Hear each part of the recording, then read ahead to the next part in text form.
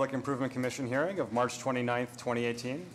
Our first item is a poll hearing on a petition by Eversource Energy to install one utility pole on Oakman Street in Dorchester, located at its northeasterly side at address number 4, northwest of Taylor Street.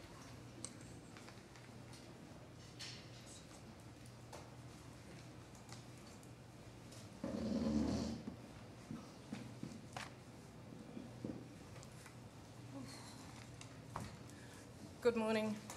My name is Sheila Gillis, and I'm here on behalf of Eversource. We request a grant of location to install one new pole in Oakman Street, Dorchester. The pole is necessary in order to relieve the stress on the existing pole line. So it's not a relocation, it's just simply a new pole? New pole.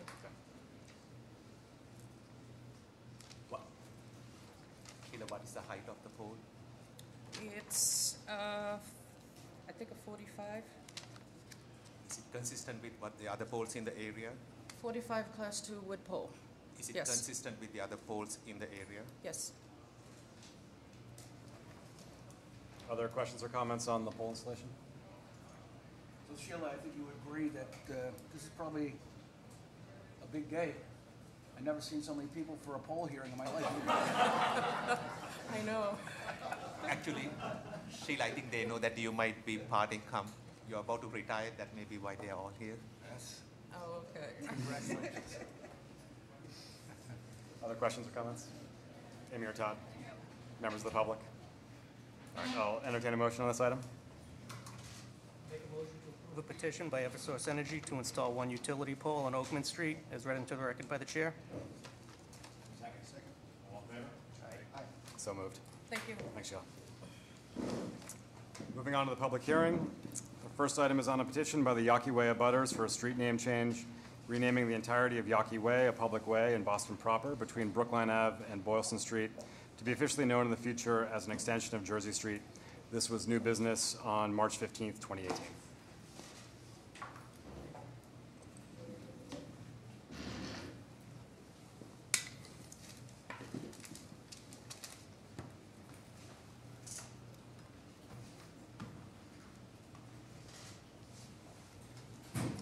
Good morning, Commissioners. David Friedman and Laura Martin on behalf of the Boston Red Sox. Members of the Commission, opening day is a day defined by promise and possibility. As a new season begins today, we are here before you to reinforce the vision we have had and continue to have for our organization. When we were last here, we expressed the difficulty we have with continuing to give prominence to a sign associated with an era marked by racial discrimination. Many have turned our petition into a debate about the past. We, however, see it as a way to clarify our vision for the future. Since taking the reins of ownership 17 years ago, we charted a new course for the Boston Red Sox, including the preservation of Fenway Park. The renovation we undertook was not solely about the physical improvements to the ballpark. It also entailed building a spirit of diversity, inclusion, and openness. While we believe we have made significant strides, we also know we have a long way to go to fully realize that vision. We remain as committed as ever to making Fenway Park a place where everyone is welcome. On behalf of John Henry, Tom Werner, and the entire Red Sox organization, we thank our neighbors for their support and the Commission for your ongoing consideration. We appreciate the time and attention you have given to this important decision. Thank you. Thank you, David. Questions or comments for David or Laura? Amy or Todd? So again, I'll express my concern that ownership is not represented here, that they're at the forefront of this. Any idea they're going to be showing? Thank you, Commissioner. Ownership was not available, and they've sent us to represent them here today. And the other question I had was inside the ballpark. Many things relative to Thomas Yawkey. What is being done in the ballpark in your own backyard? What are you folks doing? So we're here today focusing solely on our petition to rename the public way, which is 2 blocks in front of Fenway Park, understanding the uniqueness and significance of the front door to our baseball stadium. We have no current plans to make other changes in the ballpark right now. Open it up for any comments from the public. Good morning and thank you. My name is Jack Connors. Sorry, Ms. Connors, you can hold on for one moment while some microphones get relocated.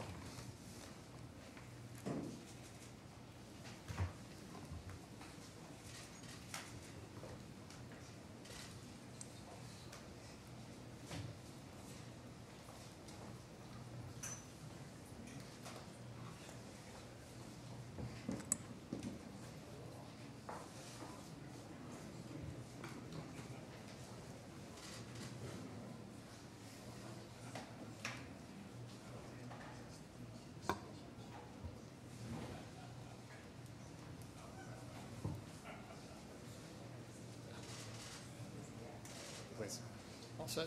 All set.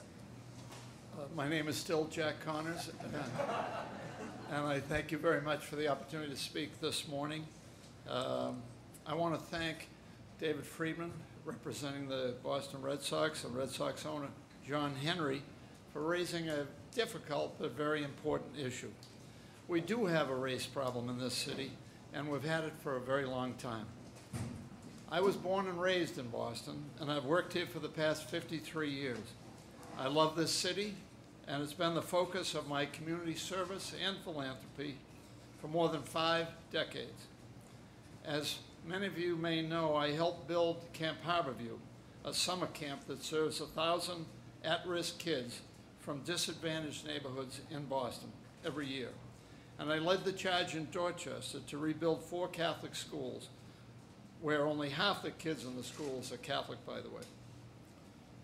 In the past 50 years, I've championed the causes of countless social service organizations across the city by raising their profiles and helping them raise money to make Boston a more inclusive city. I get closer to this kind of work than most of my friends. I applaud John Henry, who, by the way, is a friend, for wanting to address the issue of racism, but I do not agree. In fact, I strongly disagree with the notion of changing the name of Yawkey Way. I'm here because I'm concerned that changing the name of Yawkey Way won't have the intended result. I'm concerned that changing a street sign, will not affect attitudes or behavior in the city of Boston. I also believe that you can change the name of Yawkey Way to Jersey Street, and it will remain Yawkey Way in the hearts and minds of those you're trying to reach. Witness the TD Garden is still the garden. The John Hancock Tower is now 200 Clarendon Street. I work there. It's the John Hancock Tower.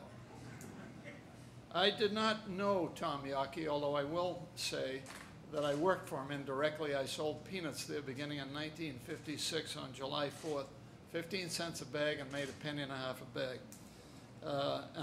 So I can't testify what his views were about race, but I know this, that through his benevolence, the Yawkey family and their foundation have helped generations of the least fortunate in this city. From the Jimmy Fund that saved generations of children with cancer, to helping provide access to health care, education, and sports to the youth of our city. This decision before you may seem difficult, but I think we can all agree that to tackle the serious issue of racism, we should focus on substantive efforts to address the problem rather than simply rely on symbolic gestures. I want to interrupt my testimony for just a moment.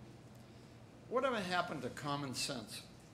We have important issues to address in this city, and we're talking about street signs. If we're talking about street signs, then who's going to talk about Washington Street or Jefferson Way or Madison Place?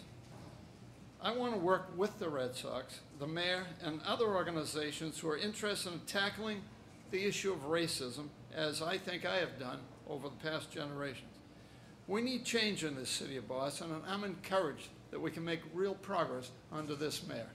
Thank you for the privilege and opportunity to be here this morning. Thank you, sir.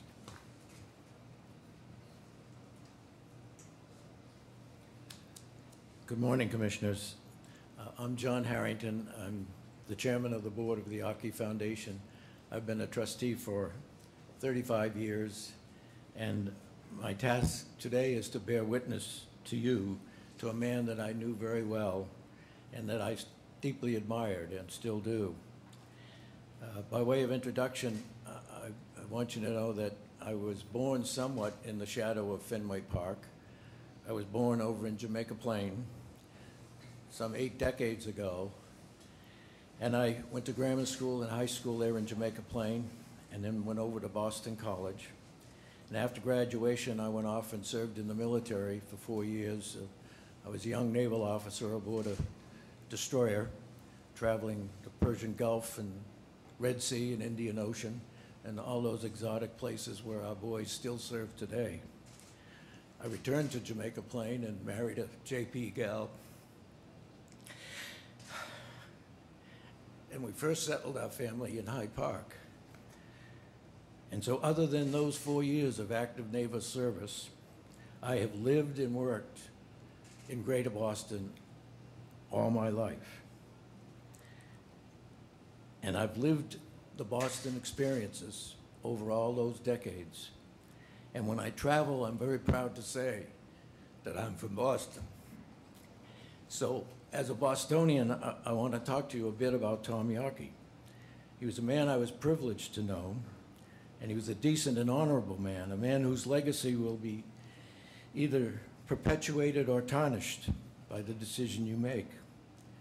And no one could be more surprised than Tom as to why we're here today, not because he felt he was beyond reproach, but rather that he was beneath recognition. One of the most powerful testaments to the Yawkey legacy is that Gene and Tom never sought recognition. They were private and unassuming people, and he was not a demanding leader. There's that great story about Bernie Carbo, the guy that hit the first home run in the '75 World Series. He showed up in the clubhouse on his first day of being a Red Sox guy, and he slipped a guy that was in a white shirt and khaki pants $10 and asked him to get a cup of coffee and a sandwich. It was a few minutes later that one of the clubhouse boys said, "Hey, Bernie, that's the owner. That's Tom Yawkey." But that's the way Tom was, very unassuming.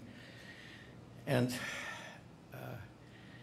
for a lifetime of his investing in Boston, in this community, and as one of the most generous philanthropists this community has known, his generosity endures today with over $300 million and still counting of investment in this city. And he was the visionary who restored the Red Sox from the abyss of the early 30s and 20s to the elite Major League Baseball team that it is today. Tom and Gene Yawkey refused to put their names on any building or program while they were alive. Yet, Tom's greatest honor was when he was posthumously inducted into the Cooperstown Baseball Hall of Fame. So today, a small street sign is the only honor by which the Red Sox commemorate a legacy whose impact cannot be measured. That street sign was placed there by this city in honor of Tom Yawkey's long years of ownership of the Red Sox and commitment to the community. That petition by the city was forwarded or presented by Chris Iannella, one of our legendary city councilors. So that sign says Yawkey Way, and please allow me to tell you about the Yawkey Way for a few minutes. You know, I saw the Yawkey Way, and we at the Yawkey Foundation live it every day. Tom Yawkey's way was to invest with purpose in providing opportunity for the less fortunate, with schools and scholarships and hospitals and museums and neighborhood facilities. There's hardly a civic institution in Greater Boston that Tom's life and legacy has not touched. So my purpose today is not to rehearse the facts about his efforts to integrate the team, the evidence from his early integration of the minor league roster, to his 1952 attempt to sign Larry Doby, the first African-American player in the American League, to his 1954 pursuit of Charlie Neal, to the near miss of integrating the Major League roster when Earl Wilson was drafted into the Marine Corps in 1957. That's all in the public record, and we've submitted that to you. And so are the 17 years he spent fielding some of the most diverse teams in baseball. Indeed, it's ironic that his 1936 team, just a few years after he bought the Red Sox, his 1936 team had a brown-skinned Mexican playing on that team, and he played for 4 years. And that seems to get lost in the mix, that the Red Sox were the first team in the major leagues to have a brown-skinned Mexican playing for their team. He played 4 years, as I said. So my purpose really is rather to tell you about the man, because this man's devotion to equality and truth requires us to regret that the Red Sox were the last team to succeed in integrating their roster. But it also compels us to honor Tom's legacy, the true legacy based on the full and enduring portrait of this man and not a snapshot of the politics of this moment. There are parts of the Red Sox history that we cannot be proud of. But Tom Yawkey is and ought to be a lasting inspiration to this community. Now, I knew this man. He hired me 45 years ago to be the treasurer of the Red Sox. He mentored me and he treated me the same way I saw him treat every individual, regardless of race or creed. He encountered people with a total and unrelenting respect, and he was warm in friendship with them. And it was just like Bernie Cabo. They became instant friends with Tom Yawkey because of his caring nature. Tom never saw his station in life as something that set him apart from others or above others. And that station in life that he perceived came upon him when he was a youngster. He had been orphaned twice by the time he was age 15. But that station in life bound him tighter to the community he loved, this city. So now you're asked not to simply disregard his legacy, but to permanently dishonor it. And make no mistake, John Henry's motives are sincere, but the proposal he has submitted to you is slanderous. And it will irrevocably taint the legacy of Tom Yawkey, and it will profoundly complicate the work of the foundation and of the vast range of organizations and institutions that have chosen to honor him by bearing his name on their facilities. Now, Tom has been gone for 43 years now, and a day doesn't go by when the Yawkey Way legacy that he left does not improve the lives of many people he never knew. So this is an aptly named body, the Public Improvement Commission. And so I have to ask you that, that label to me, and I believe to you, stands for a passion for progress in this city of Boston. And I'll ask, whether this proposal before you improves the city, does it improve the city? And how many private citizens have come before you or even come to this city? How many private citizens have done more for the progress of this community than this man that this action would disparage?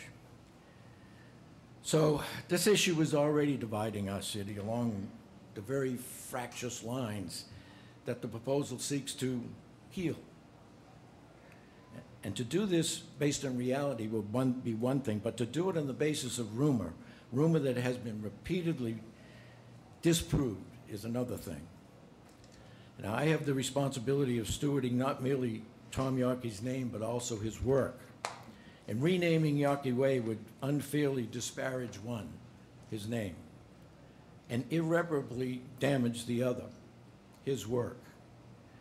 I believe it's far better to emulate Tom Yawkey's way by seeking to heal with understanding and respect rather than with retribution. So in closing, I repeat that I, unlike many others who are accusing him, knew this man. It's not enough for me to say that he is demonstrably innocent of the accusations that he is not here to face.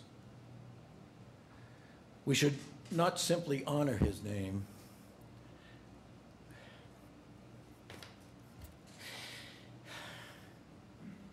but we should support his work. Renaming Yawkey Way would unfairly disparage him. So I ask that we support his ongoing legacy. And we can do it in the Yawkey Way by coming together as a community. The small street sign bears witness to an important part of the Boston history. It reads Yawkey Way. And there is a Yawkey Way, and it's the way Tom and Jean lived, and it's the way I learned. And so, with all my heart and soul, I ask you to perpetuate that legacy. Thank you.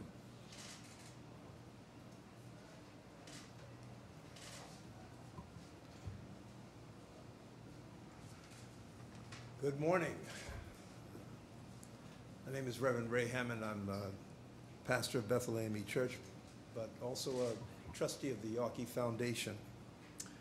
When I appeared before this commission 2 weeks ago, I shared with you my deep concern that what is usually a very procedural task, the changing of a street name, had become something quite different.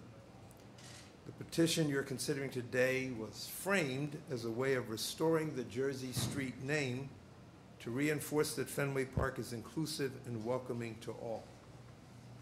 I also noted that local and national coverage alluded almost exclusively to two things: the allegation that Tom Yawkey uttered a racial slur at Jackie Robinson, and the fact that the Red Sox were the last team to integrate at the major league level. Those two charges were yet again repeated last Wednesday in our own local papers. I hope that not just the evidence I cited, but the investigative work of Howard Bryant in his book Shut Out, and the extensive research of Bill Nolan in his newly released autobiography of Tom Yawkey can lay that false racial slur charge to rest once and for all. I also hope that the commission will take into account old and new evidence from the Red Sox and media archives, much of which was just presented by John Harrington, that the Red Sox in the 50s were not simply reluctant foot draggers who, as some have said, did everything to keep their team as white as possible for as long as possible. The focus on whether Tom Yawkey was racist or not, and I join a number of writers who don't believe that he was, doesn't change the regrettable and painful fact that the Red Sox were the last to integrate in Major League Baseball, or that in the period leading up to and following integration, there was a sham tryout of Jackie Robinson. There was a failure to scout and recruit Willie Mays. There was an ongoing relationship with the segregated Elks Club in Florida. There was a senior executive who was an open and avowed racist, and there was a notable absence of African Americans in the front office and staff of the Red Sox. That this was happening elsewhere in Major League Baseball, that baseball was wrestling with these issues of integration long before corporations or the media got into the game, or that Boston has had a contentious, even explosive history when it comes to race relations, all of that is helpful for context. But it doesn't change the fact that these things happened here in Boston, and the consequences were painful and demeaning and wrong. It was painful for players who had to work under those conditions, and for fans of color who wanted to embrace their home team, but felt that their home team didn't embrace them. Those realities do diminish the legacy of Tom Yawkey. But I would urge the commission to look at the whole story. Can this commission also see a man who grew, as Jim Lomborg so eloquently put it 2 weeks ago, who bought a moribund team, revived it, integrated it, and particularly in his last decade and a half, worked to make it an integrated organization? Can this commission see a man who cared deeply about all the people of Boston and Georgetown, South Carolina, where he maintained a wildlife refuge, whose generous and often anonymous philanthropy extended to people of all races and classes? Can this commission see that the work of the Yawkey Foundation, which the petitioners and many others have praised, is a direct reflection of the work that Tom and Jean Yawkey supported with their personal funds while they were alive? We give more than $1 million yearly to Yawkey scholars, and you're going to hear from one of them. And 2 of those scholars are supported by the Yawkey Foundation, but chosen by the Jackie Robinson Foundation. And all of that is a direct reflection of the lifelong commitment of the Yawkeys to give scholarships for students of all races and classes. I've stated before to you my concerns for the ways in which granting this petition would tarnish the Yawkey name not only at Fenway Park, but on the 18 institutions throughout Boston whose buildings, facilities, and programs carry Tom Yawkey's name. I've urged you to consider, in keeping with your mandate, the legitimate concern that this name change might affect historic preservation. And I close by asking you to seriously consider the spirit of the letter you received from the Jackie Robinson Foundation. Given the starting point of the Yawkey-Robinson relationship, there never should have been a relationship. Thankfully, members of the Robinson family and the foundation they began looked beyond a painful past and asked how together we can make a better future, particularly for the young people and the generations rising. As Della Britton Baeza, the president of the Jackie Robinson Foundation, notes, in 1988, Red Sox owner Gene Yawkey sponsored the Boston tour of a traveling exhibit of Jackie Robinson and the Jackie Robinson Foundation. Since then, the Yawkey Foundation has been a highly engaged supporter of the Jackie Robinson Foundation and has contributed over $3.5 million to their scholarship program, committed to ensuring an inclusive workplace, and to the Jackie Robinson Museum project, which broke ground in April 2017. She goes on to say that the Yawkey name resonates loudly at JRF. It's associated with goodwill, generosity, and a desire to proactively confront the institutionalized discrimination that continues to cripple our society. It's played an integral part in our advancement of higher education within marginalized communities, and it has profoundly helped pave the way for the completion of the Jackie Robinson Museum, which will tackle the same complex racial dynamics that are swirling around the Yawkey Way naming controversy. I quote this not in praise of the Yawkey name, but in pursuit of the possibility that we can find a way in Boston to do even better what they're striving to do in New York.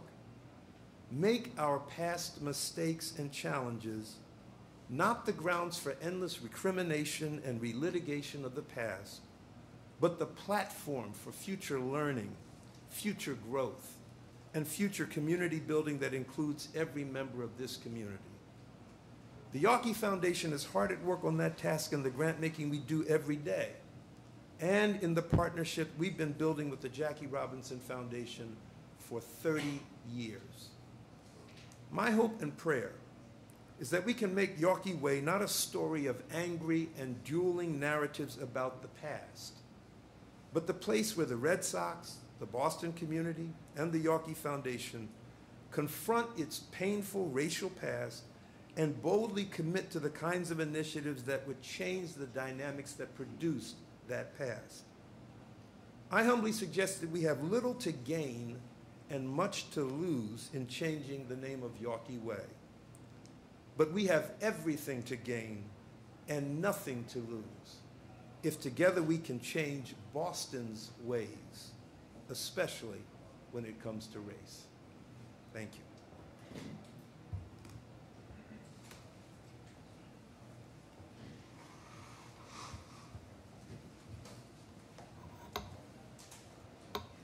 Morning. Excuse me. My name is Don Rodman. I very much appreciate this opportunity to share with you my knowledge and experience that I have had with Tom and Jane Yawkey. I have been a long-time board member of 3 social service agencies that for many years have received generous support and continues to from the Yawkey Foundation. The first is the Ron Burton Training Village. The late Ron Sr., an African-American professional football player, was the first-round draft pick for the New England Patriots in 1960. They were known then as the Boston Patriots. Ron had a vision 33 years ago to build a camp for kids at risk, regardless of race or color. I have served on the board for 33 years and am presently the president of the Ron Burton Foundation. So I've seen firsthand what the Yawkey Foundation has meant to them. The Burton family will tell you, without their generous support through the past 33 years, the camp would not have been able to provide the life-changing values to hundreds of disadvantaged inner-city youth they serve. 42% of the campers are African-American. The second agency, Catholic Charities of Boston. I have served as chairman and board member for the past 40 years. Last year, Catholic Charities served 188,000 people, and of that number, 76,000 which is over 40% are identified as African American. The Yorkies Foundation support through the years to Catholic Charities for their efforts in helping those less fortunate. It's legendary.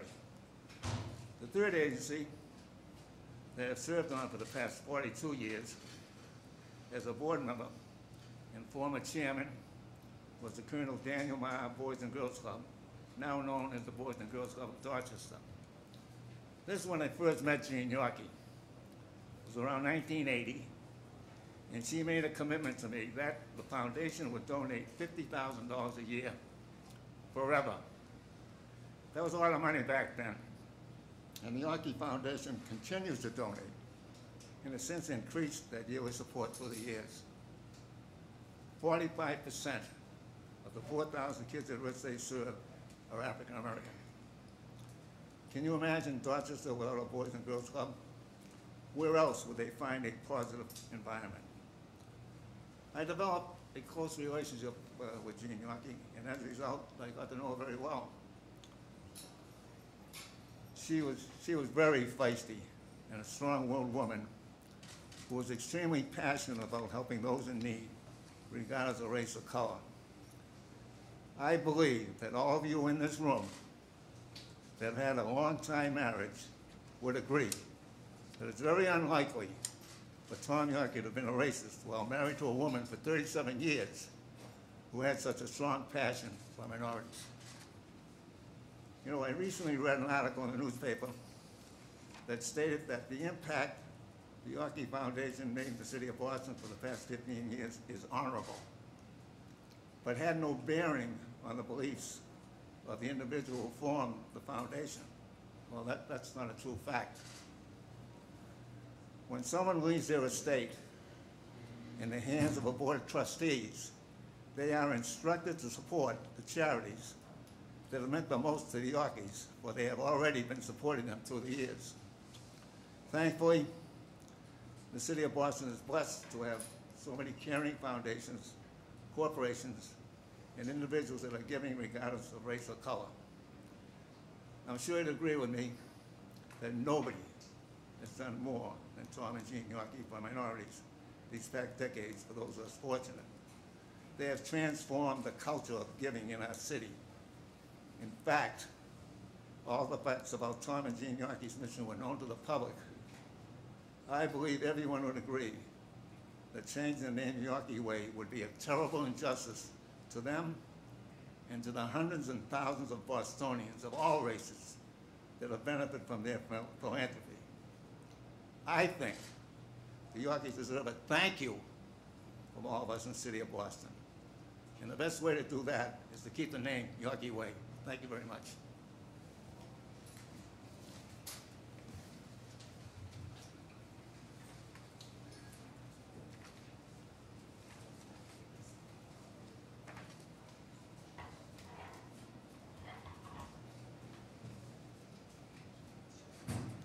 Good morning, Commissioners. My name is Andrea Swain, and I'm the Executive Director of the Yorkie Club of Roxbury, part of the Boys and Girls Club of Boston. I stand before you today as someone who never knew Tom Yorkie. I did, however, knew Jean Yorkie. I witnessed firsthand her generosity and her commitment to our great city. And as the debate of the Yorkie Way has continued on, I've been disappointed that the impact on the legacy of Jean Yorkie has not been adequately considered.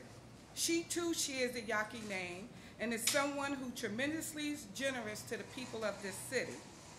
In the late 1980s and early 90s, I worked for the Boston Housing Authority. Jean Yorkie would visit our property in Mission Hill regularly, meeting with the staff and speaking with the kids there. I remember her concern for the kids, especially in the summertime, when many of them were left at home with no structure to their days. As was often the case, Ms. Yorkie, she quickly turned that concern into action. She worked with our team to create Rookie League baseball program that provided engaging activities for children in public housing during those long summer days. And the program didn't just stop in Mission Hill location that she visited.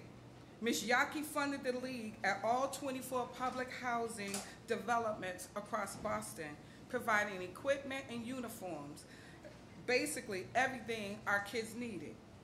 She was indeed a true champion for those kids, and I witnessed her commitment to all of the children of this city, regardless of their race or which neighborhood they happen to live in. In my current role as executive director of the Yaki Club, I had the privilege to continue the connection to the Yaki legacy of commitment and generosity.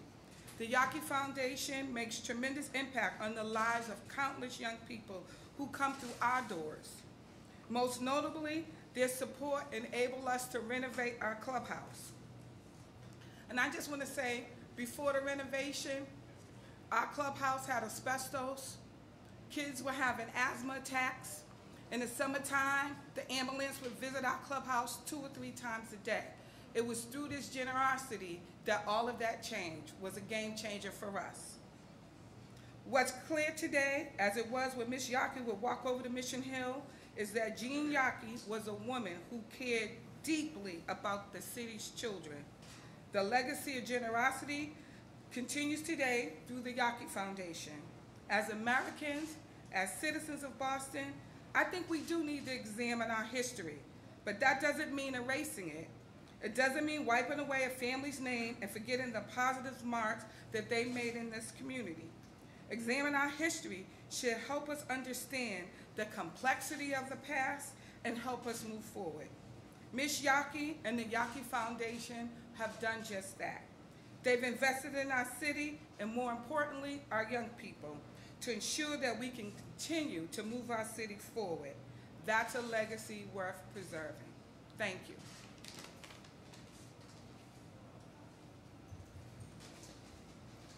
Good morning. My name is Jim Healy, and I'm the president and trustee of the Yaki Foundations. Education is one of the largest areas of giving of the Yaki Foundations. We have made education a priority because Tom and Jean Yaki made it a priority through their own personal giving. Tom and Jean Yaki believed every child had a right to a good education and understood its ability to change lives. Their commitment came from a personal place. Both as owner of the Red Sox and in his adopted home in South Carolina, Tom Yaki believed in the power of education and single-handedly paid tuition for people he knew, including family, friends, employees, and other people in the Boston and Georgetown, South Carolina communities. Ensuring those around him could learn and thrive was a close-held tradition for Tom Yaki, who was humble in his giving and never sought recognition. The Yakis helped build Tara Home for Boys in rural Georgetown, South Carolina, a home and school for boys with behavioral and educational needs. Tara Hall has given a life of hope to hundreds of boys, the majority of whom are boys of color, who before going there had no hope at all.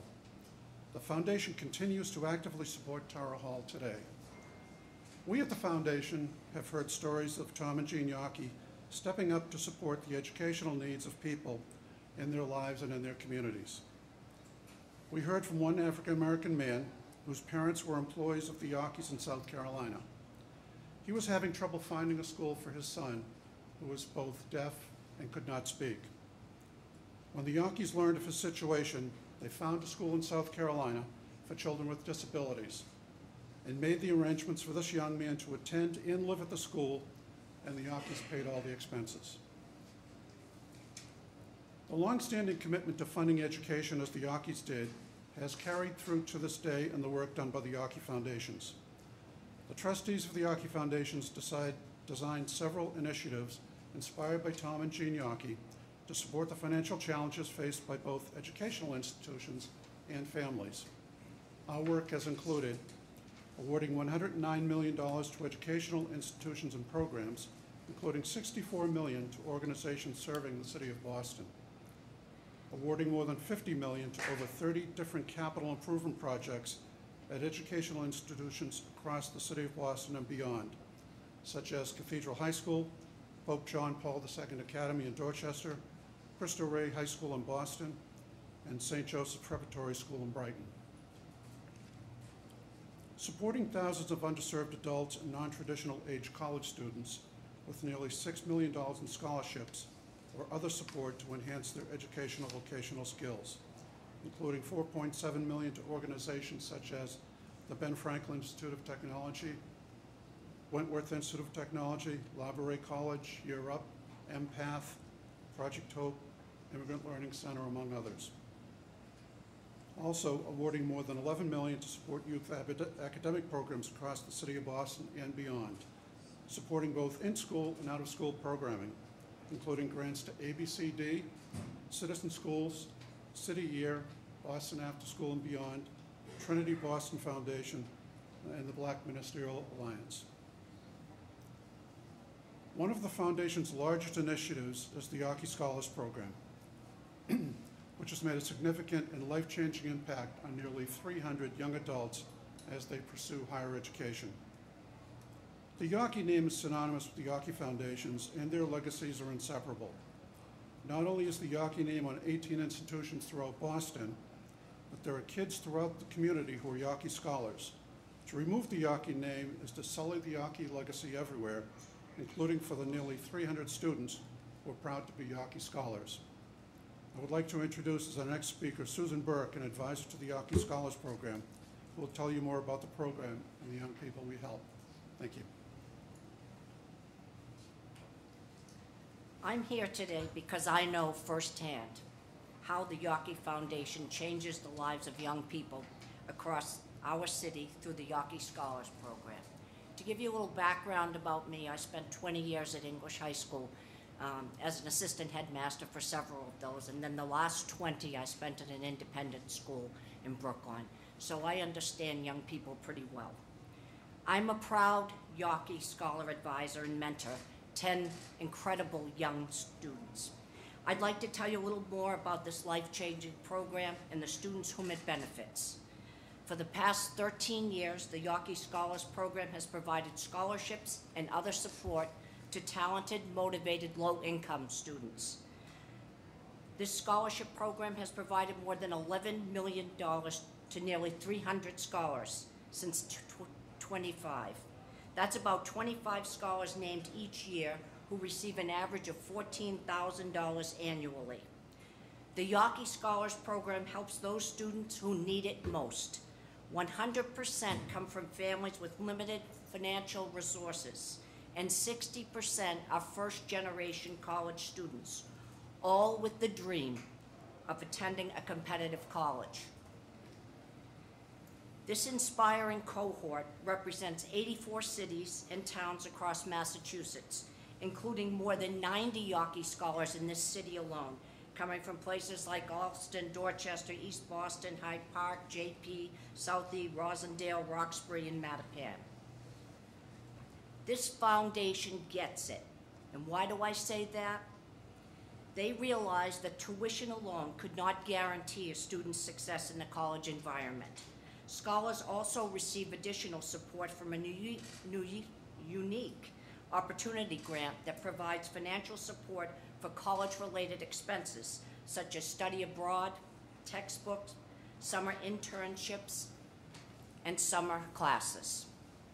One of my favorite aspects of the Yawkey Scholars Program is the advisor program, to which I am one, which matches each student with an advisor to provide the additional mentoring support they need to get through college.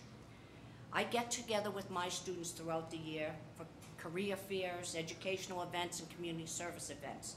Additionally, the 10 students that I have in this area, I visit them regularly on campus just to check on them to see how they're doing. One of my students recently had his father deported to Colombia in his freshman year of school. He needed more than just the support that's in the school, and the Yawkey Foundation was able to provide that. My advisees come from financial backgrounds and family situations where not only college, but more importantly, graduation from college would not have been possible without the support of the Yawkey Foundation. Yawkey Foundations takes a holistic approach to helping these bright young students pursue their dreams and wraps them in a strong support system to help ensure those dreams are realized. I want you to hear this statistic. That's why they boast a 93% graduation rate from some of the top schools in the country. The scholars I work with consistently share their appreciation for the Yawkey Foundation and the opportunities now open to them with the financial and personal support of the Scholars Program. They proudly wear the name Yawkey Scholar. The success stories are too many to recount today, but I have a scholar here with me. Her name is Hannah Lopes, and she is a junior at Springfield College, and she will tell you her Yawkey Scholar story. But finally, I want to end because I recently realized that I'm involved in another institution that is funded by the Yawkey Foundation, and that is Nativity Prep. Nativity Prep is a tuition-free school for low-income boys in Jamaica Plain. And I was there yesterday. I don't think I saw anyone who was white. So that is quite an institution, and they are making a difference, one student at a time. And so is the Yawkey Foundation. Hannah. Hi, my name is Hannah Lopes, and I've been a Yawkey Scholar since 2015. As Susan said, I am currently a junior at Springfield College. After graduation, I hope to attend graduate school and earn my doctorate degree in audiology.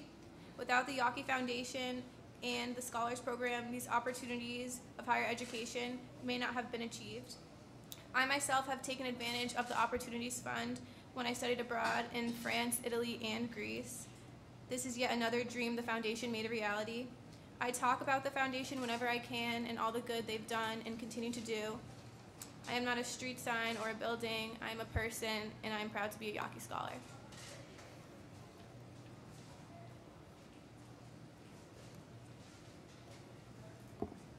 Hi, my name is Maureen Blade. I'm the Executive Vice President and a trustee of the Foundation. Under Section 3E of the PICS regulations for the naming and renaming of public ways, you are required, the section says you shall, take several factors into consideration when reviewing a petition to change a street name, including but not limited to historic preservation, potential impact on the abutting community, and other legitimate concerns. I would like to address the importance of Yawkey Way as a historic location in Boston and why you should, as the regulation requires, take that history into consideration as you deliberate on the request to change the street name. When Tom Yawkey died in July 1976, much of the media coverage focused not only on his historic 43-year ownership of the Red Sox, but also on his many efforts as a philanthropist. Following his death, there was strong public sentiment to rename Fenway Park as Yawkey Field, but Gene Yawkey, who understood the traditions of baseball, felt that changing the name given to the ballpark by prior owners was just inappropriate. As an alternative, fans and public officials pressed to have the section of Jersey Street next to Fenway named as Yawkey Way. That name was approved by your predecessors on the Public Improvement Commission and became an important part of Red Sox and Boston history. Indeed, for more than 40 years, millions of fans have flocked to this famous address.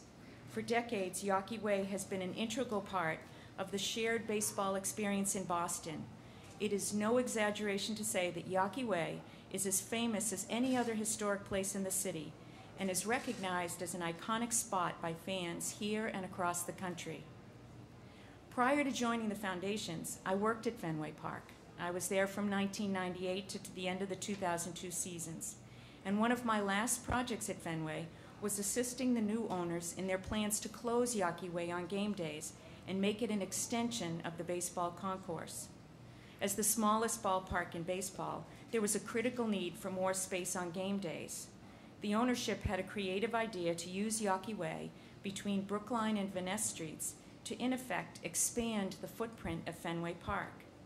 I can tell you that the goal then was to provide fans with an experience that would make it feel as if Yawkey Way was part of the historic ballpark itself. There was a conscious effort to emphasize and recreate the nostalgic elements of Fenway while also providing needed amenities to fans. That idea was a great success. The Henry ownership took what was a famous address and made it even more famous.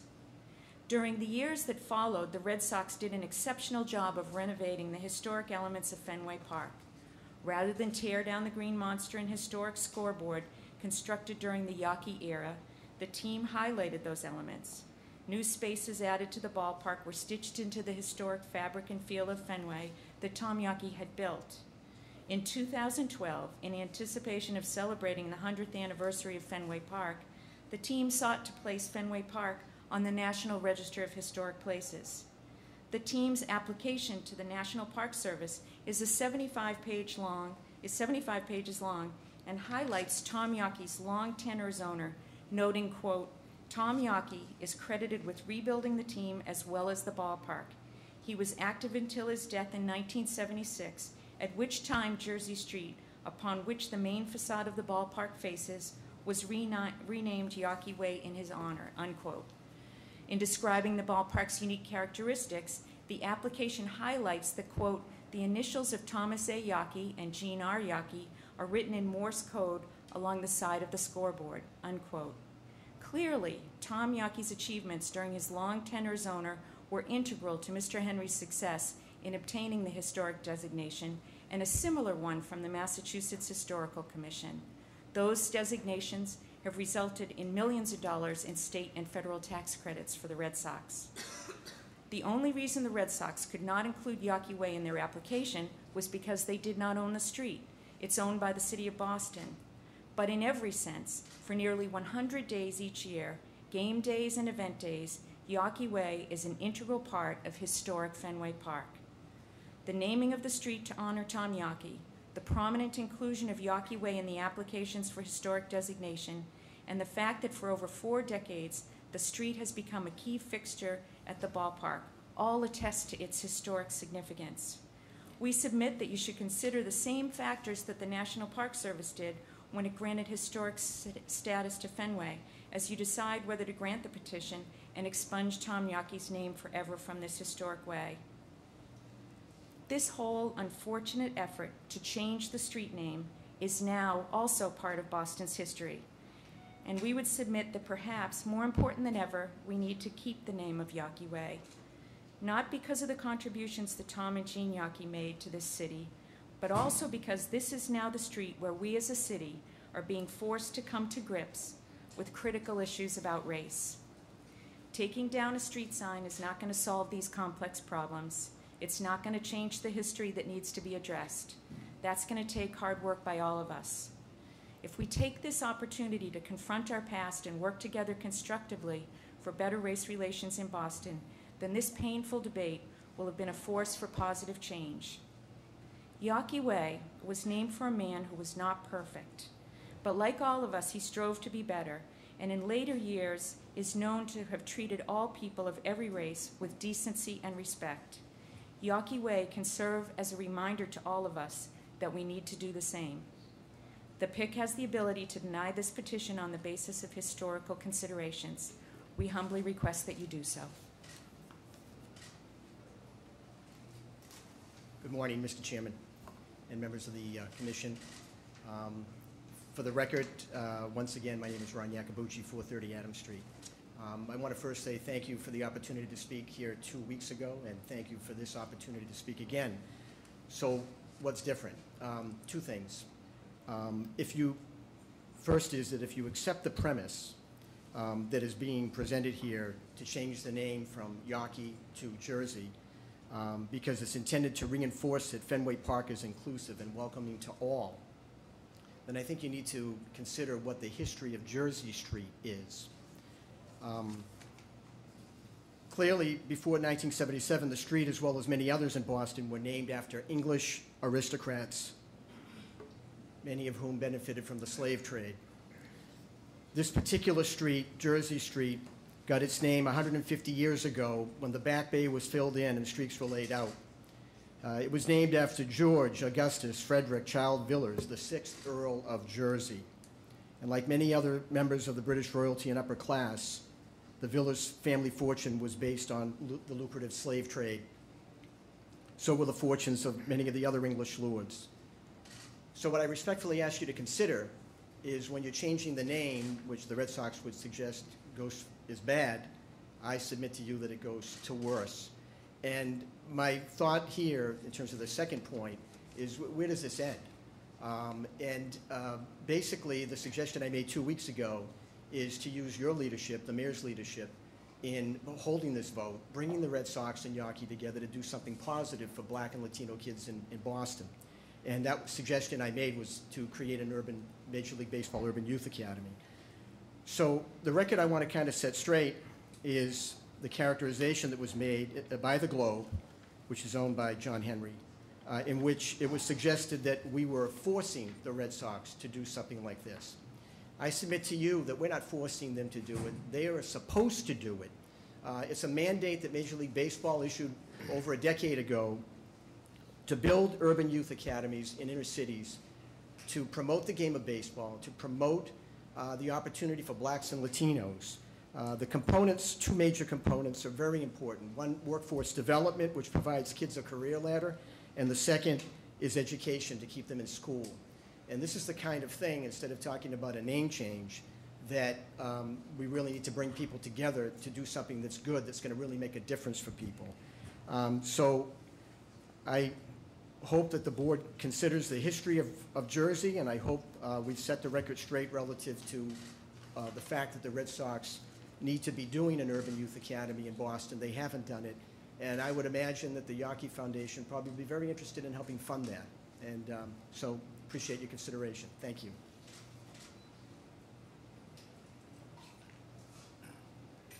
Mr. Chairman, members of the Commission, my name is Walter Carrington. I am the former United States Ambassador to Nigeria and to Senegal, but more relevant to these hearings, I am a former commissioner of the Massachusetts Commission Against Discrimination, and in fact, it was I who in 1959 was in charge of the case investigating whether or not there was discrimination on the part of the Red Sox in their failure to bring Pumpsie Green to Fenway Park after his very good spring training performance, and to investigate the segregation and the terrible conditions under which Pumpsie Green had to play when he was during spring training, when the Red Sox refused to do what every other team that had a black playing in spring training to do. Every team insisted that the black players would stay with the white players. The Red Sox did not. He was segregated. He had to find lodging in the black section of the cities in which the Red Sox traveled. And finally, the Red Sox did what was unthinkable. They had their player travel not with them when they went to Texas, but with the Chicago Cubs, because the Chicago Cubs had black players, and so he had to travel with them and not with the Red Sox. But we have heard much about the Yawkey Foundation. This is not about the Yawkey Foundation. Let us talk about what it is really about. It is about Tom Yawkey.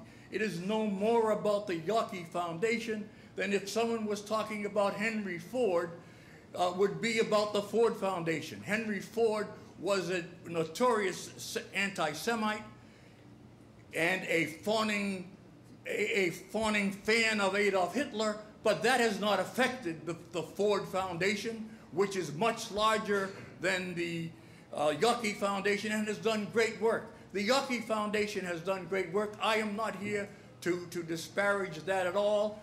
You know, they are saying that the sky will fall if we change the name of Yawkey Way. I am here to say that that is not true, and to say that in the investigation that I was in charge of, I had to go down to New York to talk to Jackie Robinson himself. And he said then to me, as he has said publicly many times, that he believed that Tom Yawkey was the biggest bigot in professional baseball. And bigot was the term we used those days rather than racist. And we've heard so much about, well, you know, there may have been things that happened during Yawkey's time, but he improved since then. He changed. Well, let's look at the record and see what in fact changed. the hearing of the commission that I was on was in 1959. 15 years later, in 1974, a differently constituted commission of the Massachusetts Commission Against Discrimination themselves brought a hearing against the Red Sox, still owned by Tom Yawkey, still controlled by Tom Yawkey, because of the fact that they had not carried out many of the things that they had agreed to do when we had the hearing. There were still no blacks in any of their front office positions. There was still discrimination in many other parts of their hiring practices, and that brought about a hearing initiated by the commission, which was very unusual because the commission usually only had hearings on complaints that were brought to them, as in our case, when the hearing was brought by the NAACP and others. And I can appreciate what people from the foundation have said. I can appreciate what Mr. Harrington has said about his good friend who hired him. Well, my name is not Harrington, it is Carrington. And while he may have hired Mr. Harrington, after our investigation, he tried to have Carrington, the commissioner, fired.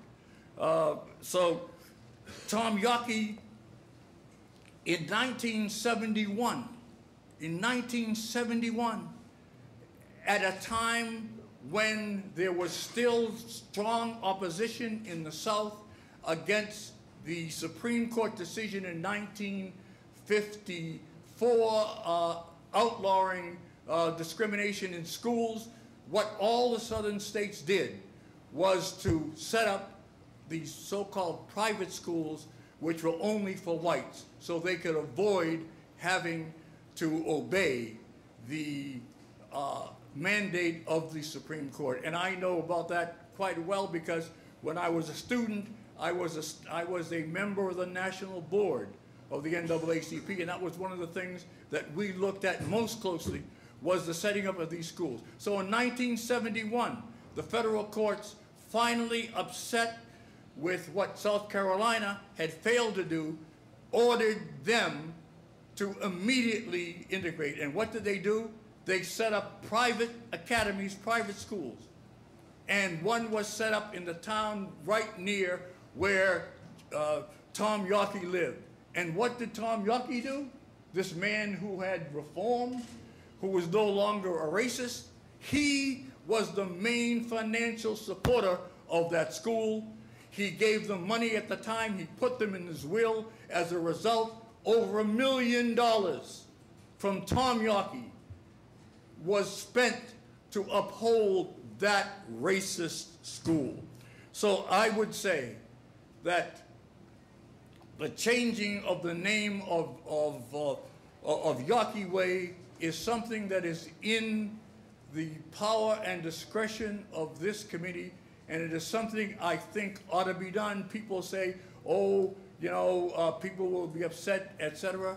Let me tell you, I am not saying that I'm speaking for the black community, but I would wager that 90% of blacks in this area who are not affiliated with, in some way, with the Yawkey Foundation would say the same thing that I am saying, that it is a disgrace.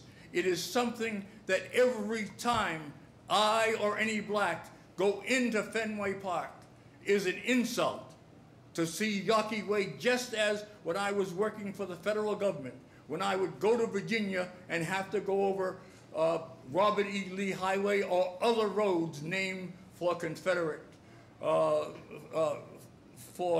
soldiers and others, that the Confederate statue here in Massachusetts is Yawkey Way.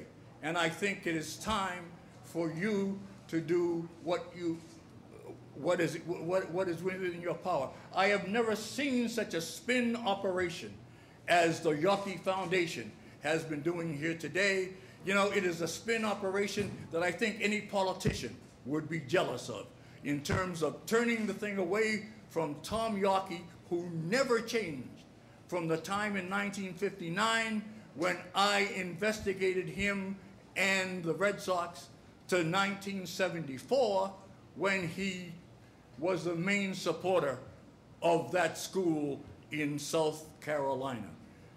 That the Yawkey Foundation has been hitting many a foul ball into the stands of public relations, but those balls have gone the wrong side of the pesky pole.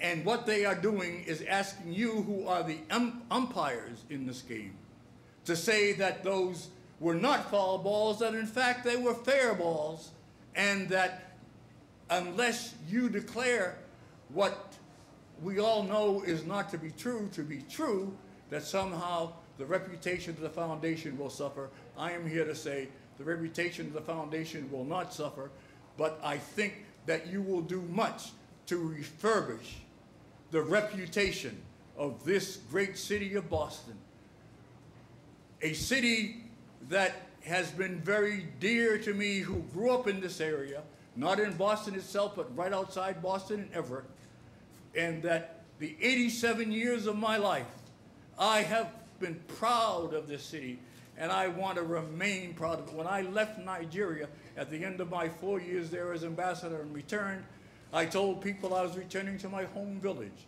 which is an old African tradition. Everybody understood. And I was proud to be saying that I was coming back to Boston. Please help me and others to continue to be proud of Boston by allowing the new enlightened ownership of the Red Sox and those others who abut what is now called Yawkey Way to be able to change that name and to take down that sign. Thank you very much. May I have an additional 20 seconds, please? Excuse me? Excuse me. I'm sorry I didn't see that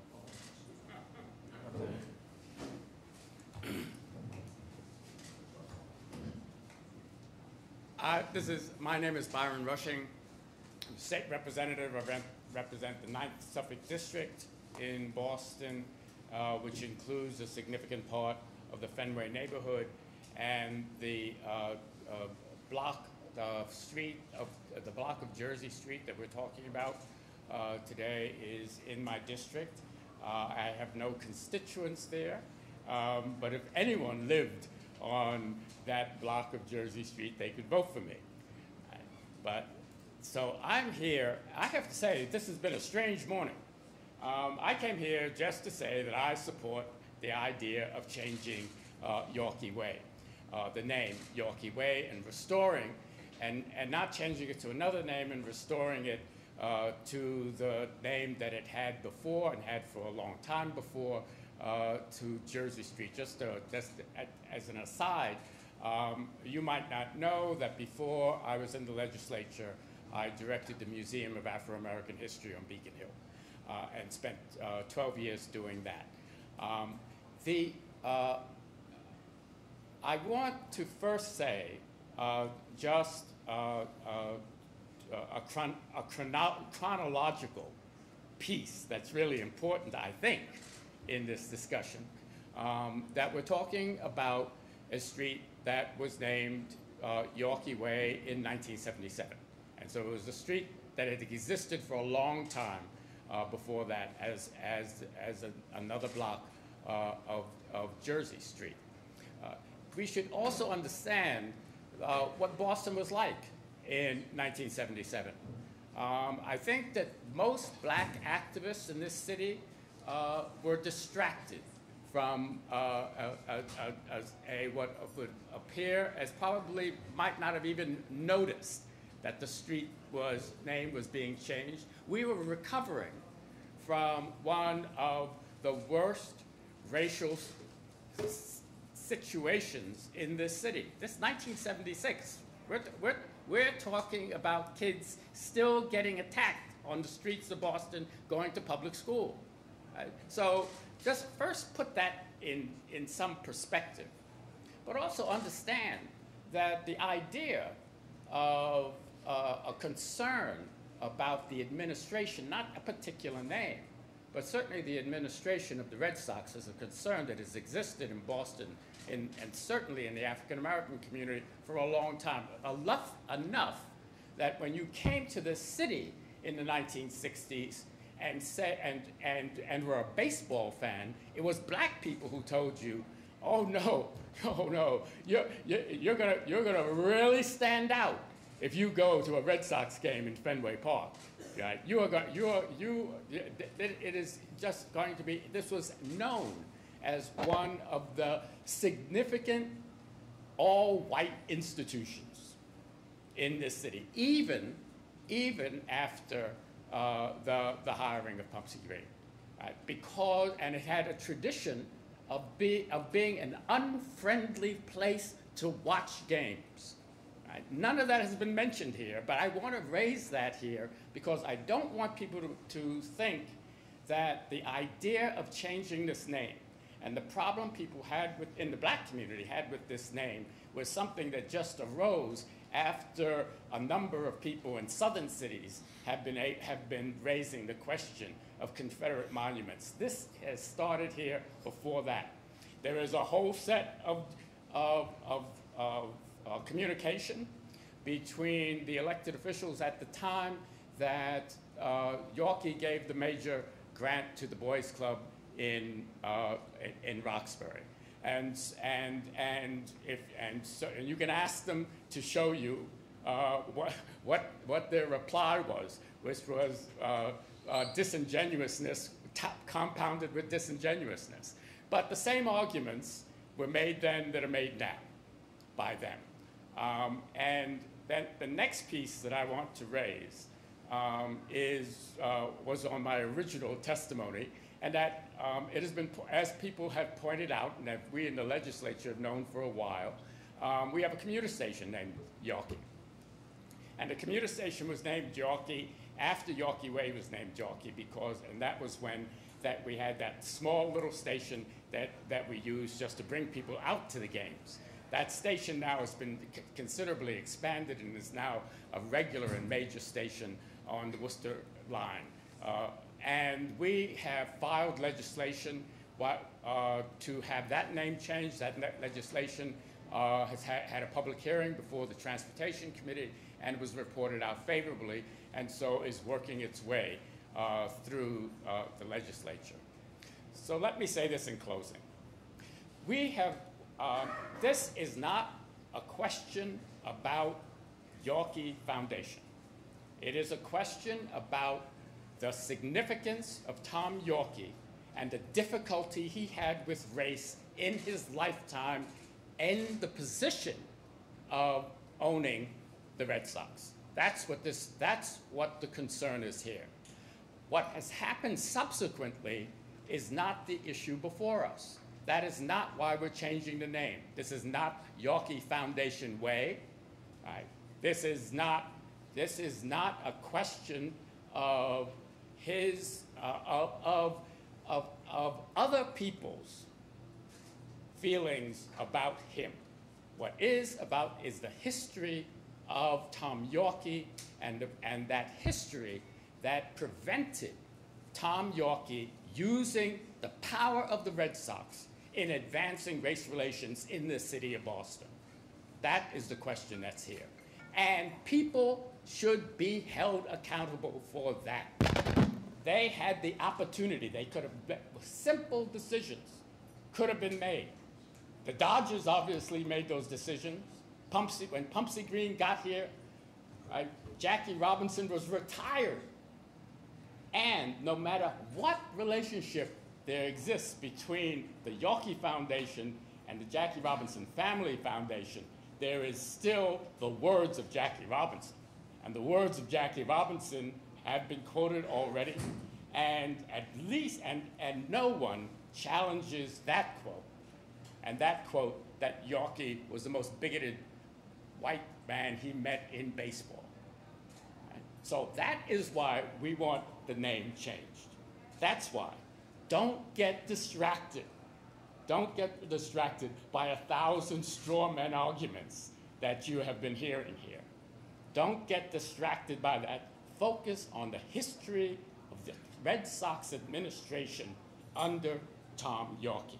And finally, everybody knows that Tom Yawkey didn't say the derogatory statement over the loudspeaker system when Jackie Robinson was on the field. No historian has ever said that. That is a straw argument that is silly and should stop being raised. But this is my question.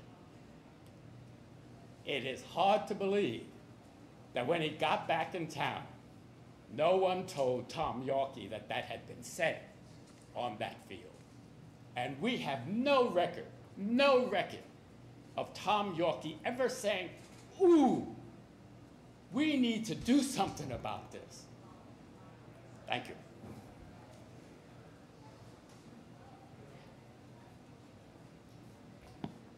Good morning, Commissioners, almost afternoon. My name's Rick Iacobucci, and I'm here today representing the Urban League located in Roxbury. Our president, Darnell Williams, is traveling out of state and is unable to make it today, but he has sent me to send a message.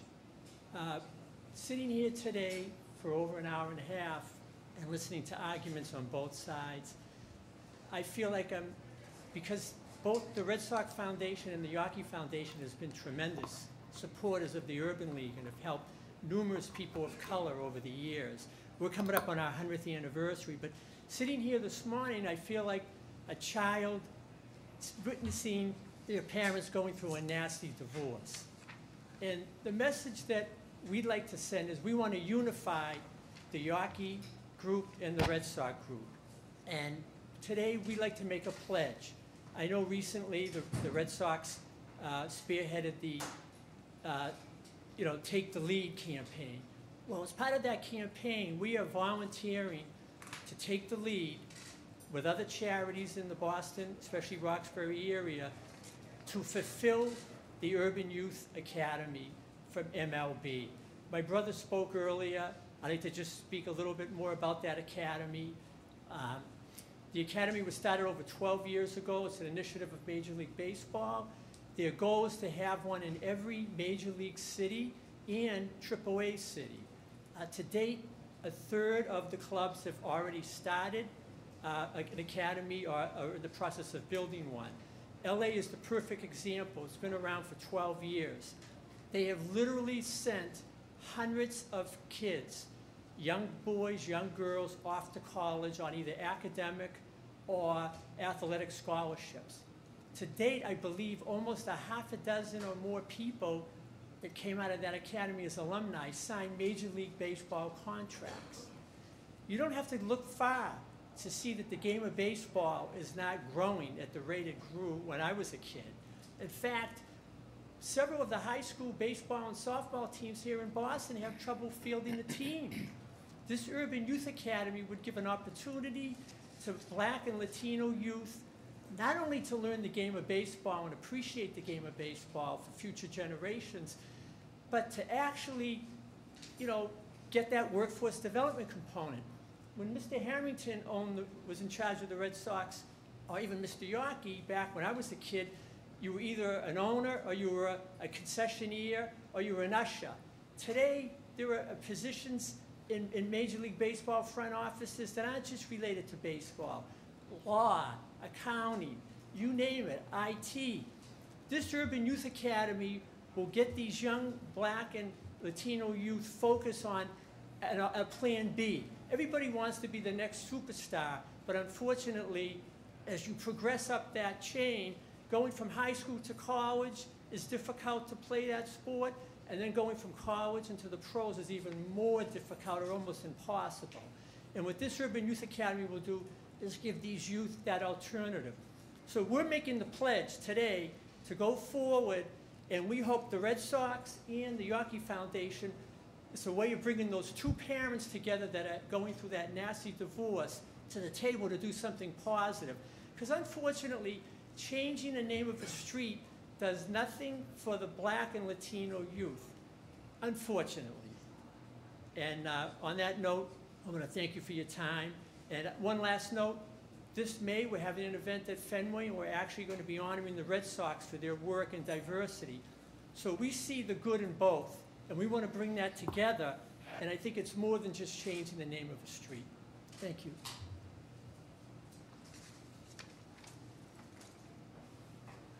Good morning. My name is Keith McDermott, and I live in Milton, Massachusetts. Now, one may ask, why would a black guy from Milton have some concerns about the changing the name of the street? I've never met Mr. Yawkey, so I can't say for sure if he was racist or not. However, what I can say for sure is that we need to put our efforts into more meaningful issues that can help reduce the wealth gap. The Globe did like a 5 or 7 day study on the disparity in the wealth gap, and we have had no action. But the name of the street of an individual that may or may not have done some things, but his resources are now positively impacted and helping to reduce the wealth gap of the people that he allegedly was racist against. Now, if I were to bet on that, I would say he probably had some racist views, or he probably did some racist action. But how is that going to change what we currently have? Did anyone hear all the folks on the TV and the folks here speaking? Did they read the difference in the wealth gap between blacks and white? I can say firsthand, I am not here as an advisory board member of the Yawkey Club of Roxbury, but I am a board member, and I was pleased to see Andrea Swain here speak so eloquently. And I can tell you, before that grant, and I know this is not a case of Yawkey versus Yawkey Foundation versus some have said, but it was a dump. The place was a dump.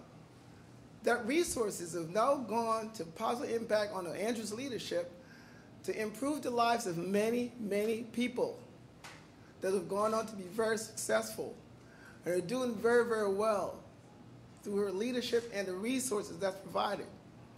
Now, I may ask someone, so, you know, the name's been up there for however amount of years, okay? So when you go there and you walk on the Yawkey Way to Fenway Park, how many people actually think that impacted the economic and social injustices?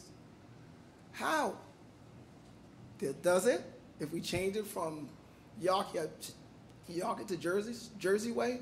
Now I've learned a lot today about Jersey, and I got to go back and do my research. But I would think that if you were to base the name of a street based on what someone did 50 years ago, you would have to change just about every street in Boston. So I'm not here to say, I'm here to say this. How is that going to change what we currently have in front of us? How is that going to impact the lives of people? How is that going to change the racism? How is that going to impact people organizations that are completely lacks diversity? How is that going to create opportunities for people that don't have opportunities? Is that going to change anything? So we're going to do this like we did with the study that the Boston Globe did, that saw that the net worth of a black person was $8 and is now on the shelf? Let's just say the best way to get back at someone who is racist is to use their resources to better the lives of people that's impacted.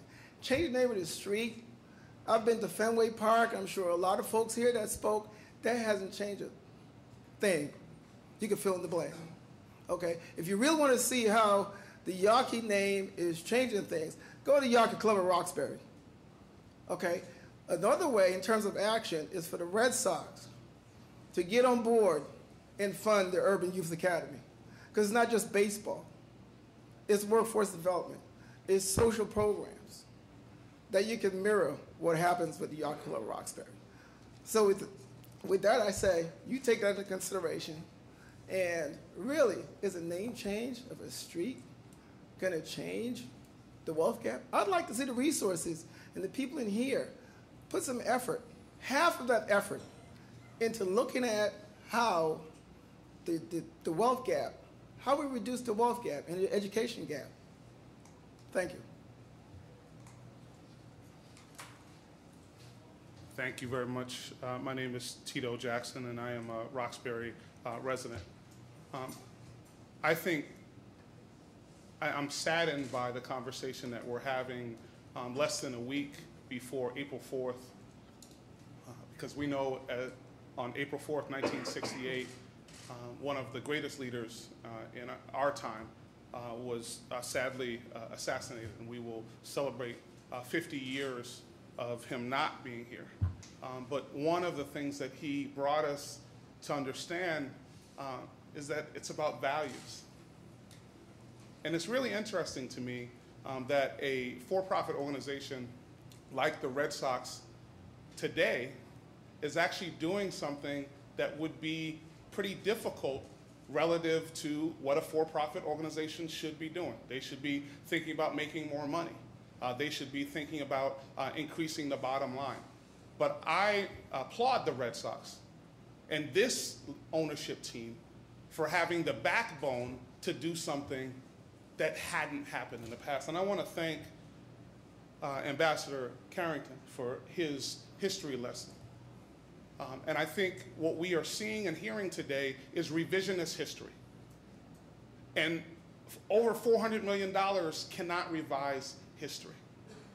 It cannot change the reality of what was and the work that we have to do in the city of Boston with what is, in terms of making the city of Boston, the whole city of Boston, a more accessible place for all.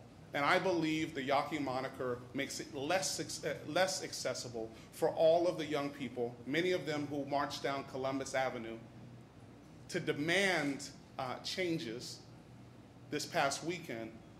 I want all of those young people to feel safe, to feel comfortable, and feel open to be able to come to Fenway Park. Let's also just separate the Yawkey Foundation has done admirable work, yeoman's work in the city of Boston.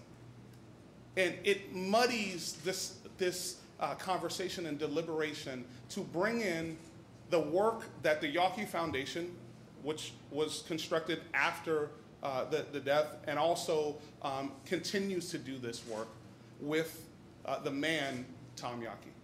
We have an opportunity, you as a board have an opportunity, but most importantly, this city of Boston has an opportunity to move forward from our past into a brighter future. And so I just leave you in the words of the good Reverend Dr. Martin Luther King, a graduate of Boston University, and he noted that injustice anywhere, even on Yawkey Way, in the city of Boston, is a threat to justice everywhere. Thank you so much.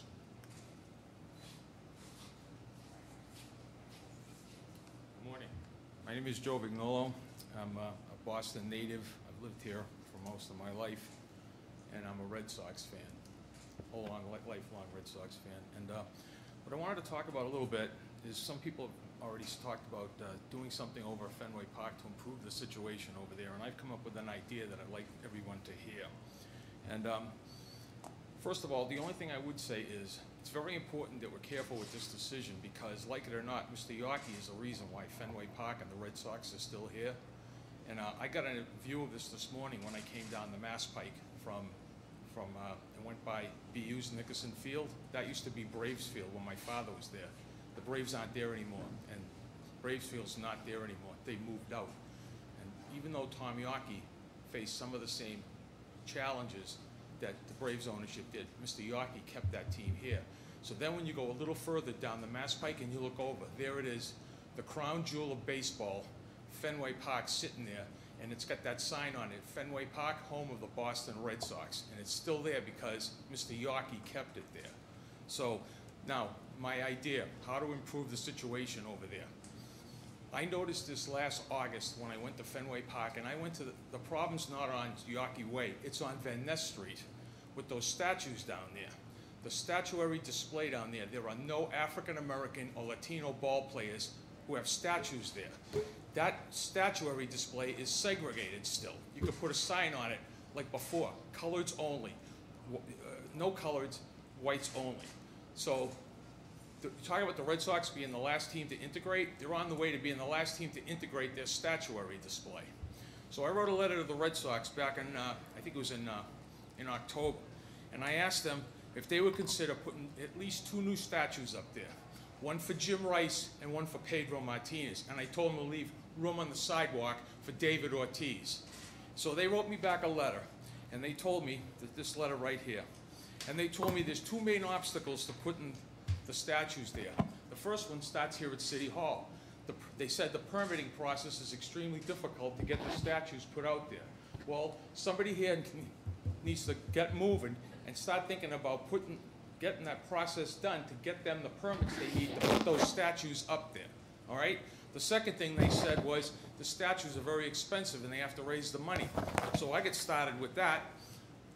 I suggested a fund. I call it the Dollars for Diversity Fund, where people could go to Fenway Park and drop dollars in boxes there to start raising the funds to put the new statues up there. And to get it started, I sent them $2, one for Jim Rice and one for Pedro Martinez.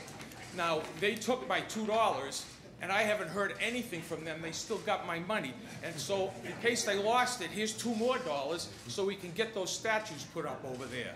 Because here's the reason why. It's about the message it sends and the image it sends when people come to Fenway Park. They can walk down Yawkey Way, and then they can turn up there and go up to the statuary area. And they'll see like Bobby Dorr and Johnny Pesky, and they'll see Don DiMaggio and Ted Williams and Kai Yastrzemski and Jim Rice and Pedro Martinez and someday David Ortiz. And when they look at that, they can say, you know what? Especially little kids that go up there.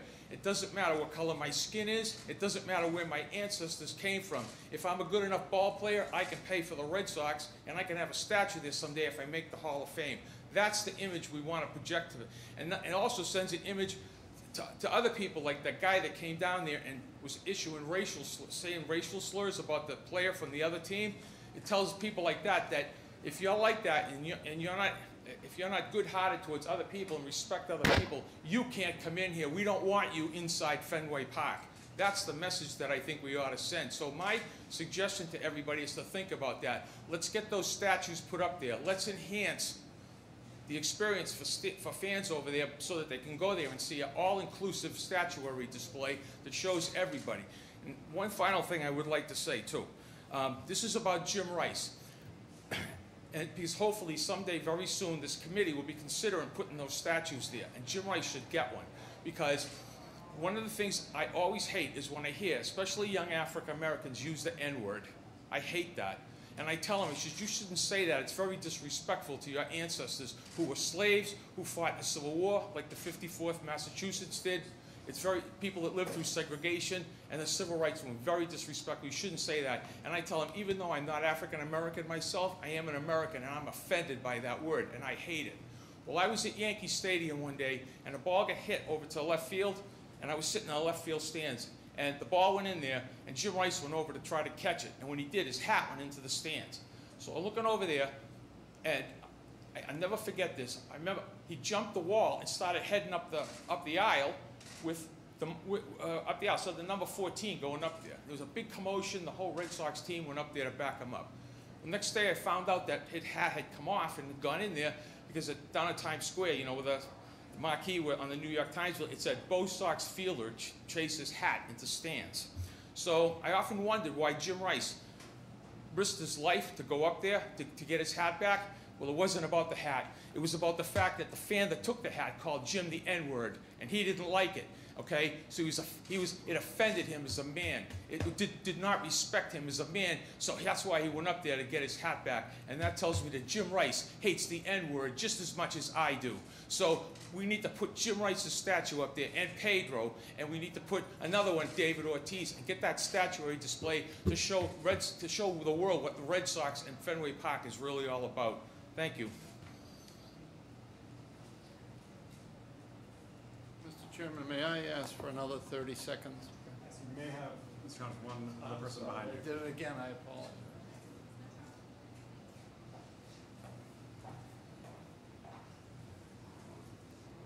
Good morning. I'm Tanisha Sullivan. I'm the president of the NAACP Boston branch. Mr. Chairman, the NAACP Boston branch stands in support of the petition to rename Yawkey Way. The NAACP Boston branch was established at the Park Street Church in 1911 by a coalition of Black and white Bostonians who were committed to racial justice and inclusion. The movement that has birthed over 2,000 branches nationwide began right here in Boston. Our founders believed that despite the racial hostility of that time, that here in the city of Boston, Black people and white people could work together to change the racial landscape of our city. That is a legacy of which all Bostonians can be proud, and we submit this statement with the hope that the commission will honor that legacy by supporting the renaming of Yawkey Way. For years, there has been much debate over the renaming of Yawkey Way. In submitting this renaming petition, the Red Sox organization has taken an affirmative step to put this debate to rest and move our city forward. In so doing, the petitioners have given the city of Boston a real opportunity to send a clear message that we are willing to look critically at our past through difficult conversations and then make tough, thoughtful decisions that affirm our values based on new understanding. It is our hope that when historians look back on this moment, they will be able to note how the city of Boston has done, the work that the city of Boston has done in recent years to raise our collective consciousness about race and racism has helped lay the foundation for this commission to boldly support the petition that is before it today. Why is the renaming so important? As the first branch of the oldest civil rights organization in this nation, the Boston branch has been a steadfast monitor of racial discrimination in the city of Boston for over 107 years. During that time, we have not only seen the progress of our city on race relations, but from generation to generation, we have served as a prod to move the city of Boston closer to racial inclusion. As has been shared with this commission by others, including Ambassador Carrington. Thank you. In the late 1950s, under the leadership of then President Herbert Tucker Jr., the NAACP Boston branch was instrumental in asking the Massachusetts Commission Against Discrimination to investigate alleged racial discriminatory practices and policies of the Red Sox organization under the leadership of Tom Yawkey. The initial inquiry was prompted by the racially exclusionary treatment of Pumpsie Green. But eventually, what was brought to light were other practices adversely impacting Black employees. To deny or attempt to justify that history is to deny the exclusion experienced by Black players and employees at the hands of the Red Sox organization under Mr. Yawkey's leadership. Protecting the integrity and the stories of those individuals who boldly and courageously lifted their voices to say no more. We deserve better. We're human too, is a responsibility from which the NAACP Boston branch can never be freed, even when there are those among us who would much rather we forget, because their stories too need to be remembered. In 1979, when Yawkey Way first received her name, we were a very different Boston. We were racially divided, racially polarized. It was a point in our history when we did not have the understanding or the will we have today as a city. Now in 2018, as the question of renaming is before the city of Boston, it is imperative for this commission to consider the progress we have made as a city, as well as our deeper understanding of race, racism, and its lingering pain. We are not the same Boston. Today, our government, through you, our commissioners, has the chance to demonstrate that. Now, there is a very real question about the impact of this petition on the private philanthropy of the Yawkey Foundation. To be clear, we applaud the intentional way with which the Yawkey Foundation has supported and invested in Black and brown communities, the very same communities that were disproportionately impacted by the racially exclusionary practices supported by the Red Sox organization. There is little question of Mr. Yawkey's support of those exclusionary practices. However, we do acknowledge that there is much debate about whether Mr. Yawkey realized the error of his ways in later life. On that point, none of us can be sure. What is well documented is the legacy of inclusion of the Yawkey Foundation, a legacy that it has chosen to establish in its work today. That work must continue and stand as a model of how to operate with integrity and use legacy resources for restorative purposes. At a time when our nation is rocked by virulent racism, sexism, and xenophobia coming from the highest levels of our government, it is imperative that we take every opportunity to affirm who we are and what we value today. In that interest, the NAACP asked the Commission to support the renaming petition. Recognizing how difficult this process has clearly been for those who love Tom Yawkey, as well as how painful the vestiges of racial oppression are for those who do not have the power or the privilege to speak here today. We hope and pray that the Red Sox organization, the Yawkey Foundation, community-based organizations, alongside the residents of the city of Boston, will seize this as an opportunity to send a clear message across our nation about how we can be reflective of our past while at the same time uphold our values and strengthen our community with one voice. The choice is clearly ours in this moment to finally put this debate to rest. The choice is ours.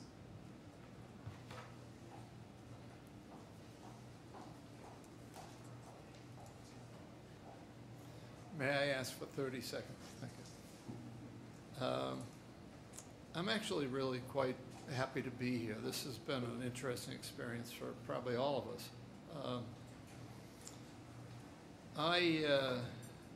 I'm 75 years of age, and one lesson I've been taught over the years, many times actually, is never get in a fight with someone who buys newsprint by the trainload.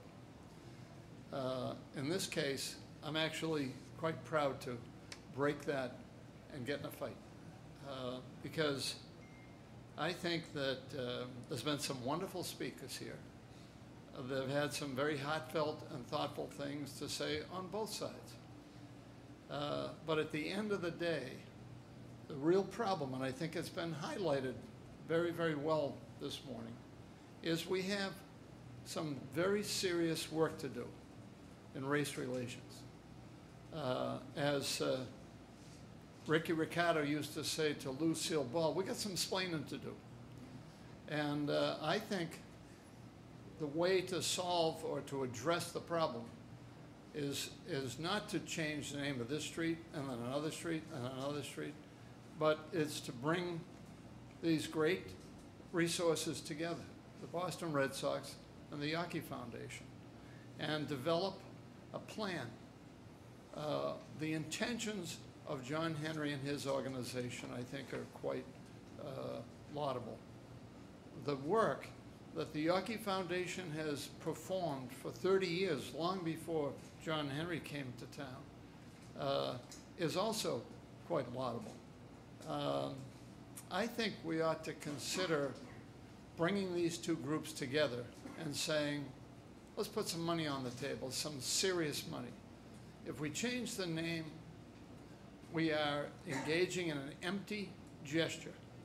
I ask anyone here today to tell me that if we change the name, how that improves race relations in this city. Let's bring these parties together and let's demonstrate that we can address race relations. I think I went over 30 seconds. Thank you very much. Any other comments from the public? So I want to thank everybody for their participation in the conversation today, for those who spoke, for those who have submitted written testimony. As has been stated, the sort of process of renaming streets through the Public Improvement Commission is fairly clear. It is something that's constituent-driven. We get ideas from the public. They need unanimous consent from all of the people with street addresses. And perhaps because it has that high bar of requiring unanimous consent, we've had 6 street name changes, roughly, in the last 6 years. And normally by the time they come to this meeting, the public hearing, there's actually no public comment. This is a moment where we actually hear only from the petitioner, and immediately the Public Improvement Commission would take a vote. Quite clearly, this is a different petition and a different conversation. We have heard a tremendous amount from each of you over the last 2 hours. We heard from a number of voices at the new business hearing. We've heard additional comments that have been provided through written testimony that's been provided to the Public Improvement Commission. And it is clear to me, and I'm sure it's clear to all my fellow commissioners, there's been incredible time and personal consideration that has been given to each of you who has come before and offered your comments and your thoughts. And I would say, and I will suggest that sort of my fellow commissioners and I owe it to those who have brought their voices to this room today to give time and consideration to what you have presented to us. And consequently, what I'll ask for is that we will actually continue this particular agenda item until our next PIC meeting, which will be on April 12th. And what that means is that we won't take a formal vote today on this particular request. But barring any changes, we will take a formal vote on this particular request at our next PIC meeting, which again is April 12th. And it gives a chance for anybody who may not have felt they had a chance to express their thoughts on this to weigh in between now and April 11th by giving comments to the Public Improvement Commission. Again, I appreciate all of the voices and all of the thoughts that have been presented so far. I do encourage those who feel like they have additional things they want to share or underscore to provide that to us between now and the meeting on April 12th. And with that, I'll entertain a motion to continue this particular item until our next PIC meeting, which will be on April 12th. I'll make a motion to approve, actually, I'll make a motion to the public hearing item number 1 to continue for 2 weeks, April 11th. Second. All in favor? Aye. So moved. Thank you.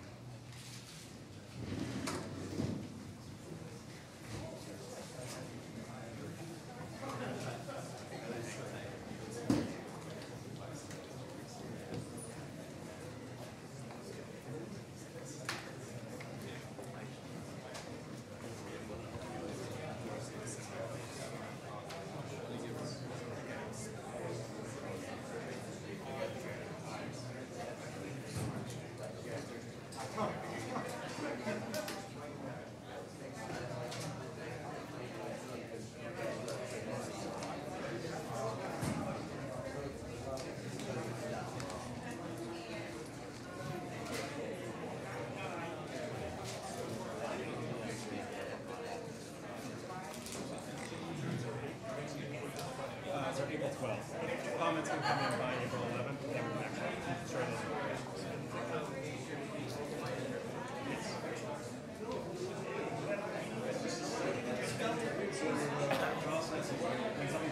Well, after all that, I'm not even sure they're going to want us to package it now. There's no vote during the new business hearing. I'm not even going to look at my phone for the noon. It's a chance to look at your vote. Public hearing.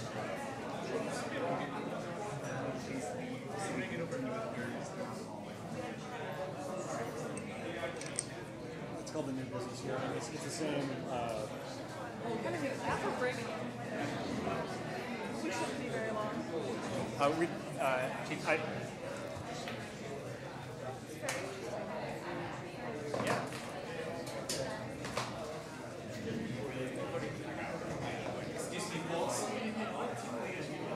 few more hearings, if you could be also high.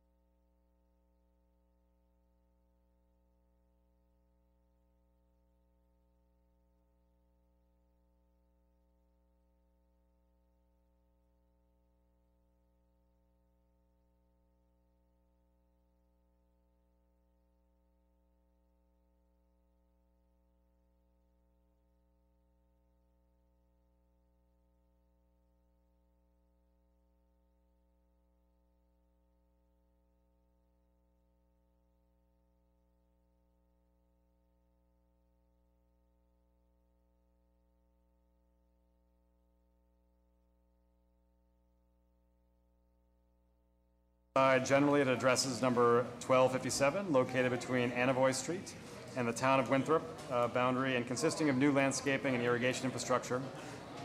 This was new business on March 15th, 2018, and this is shown on a plan entitled City of Boston Public Works Department, Engineering Division, Specific Repair Plan, Saratoga Street, from 181 feet west of the City of Boston line and from 114 feet east of Anavoy Street, East Boston. One sheet dated February 23rd, 2018.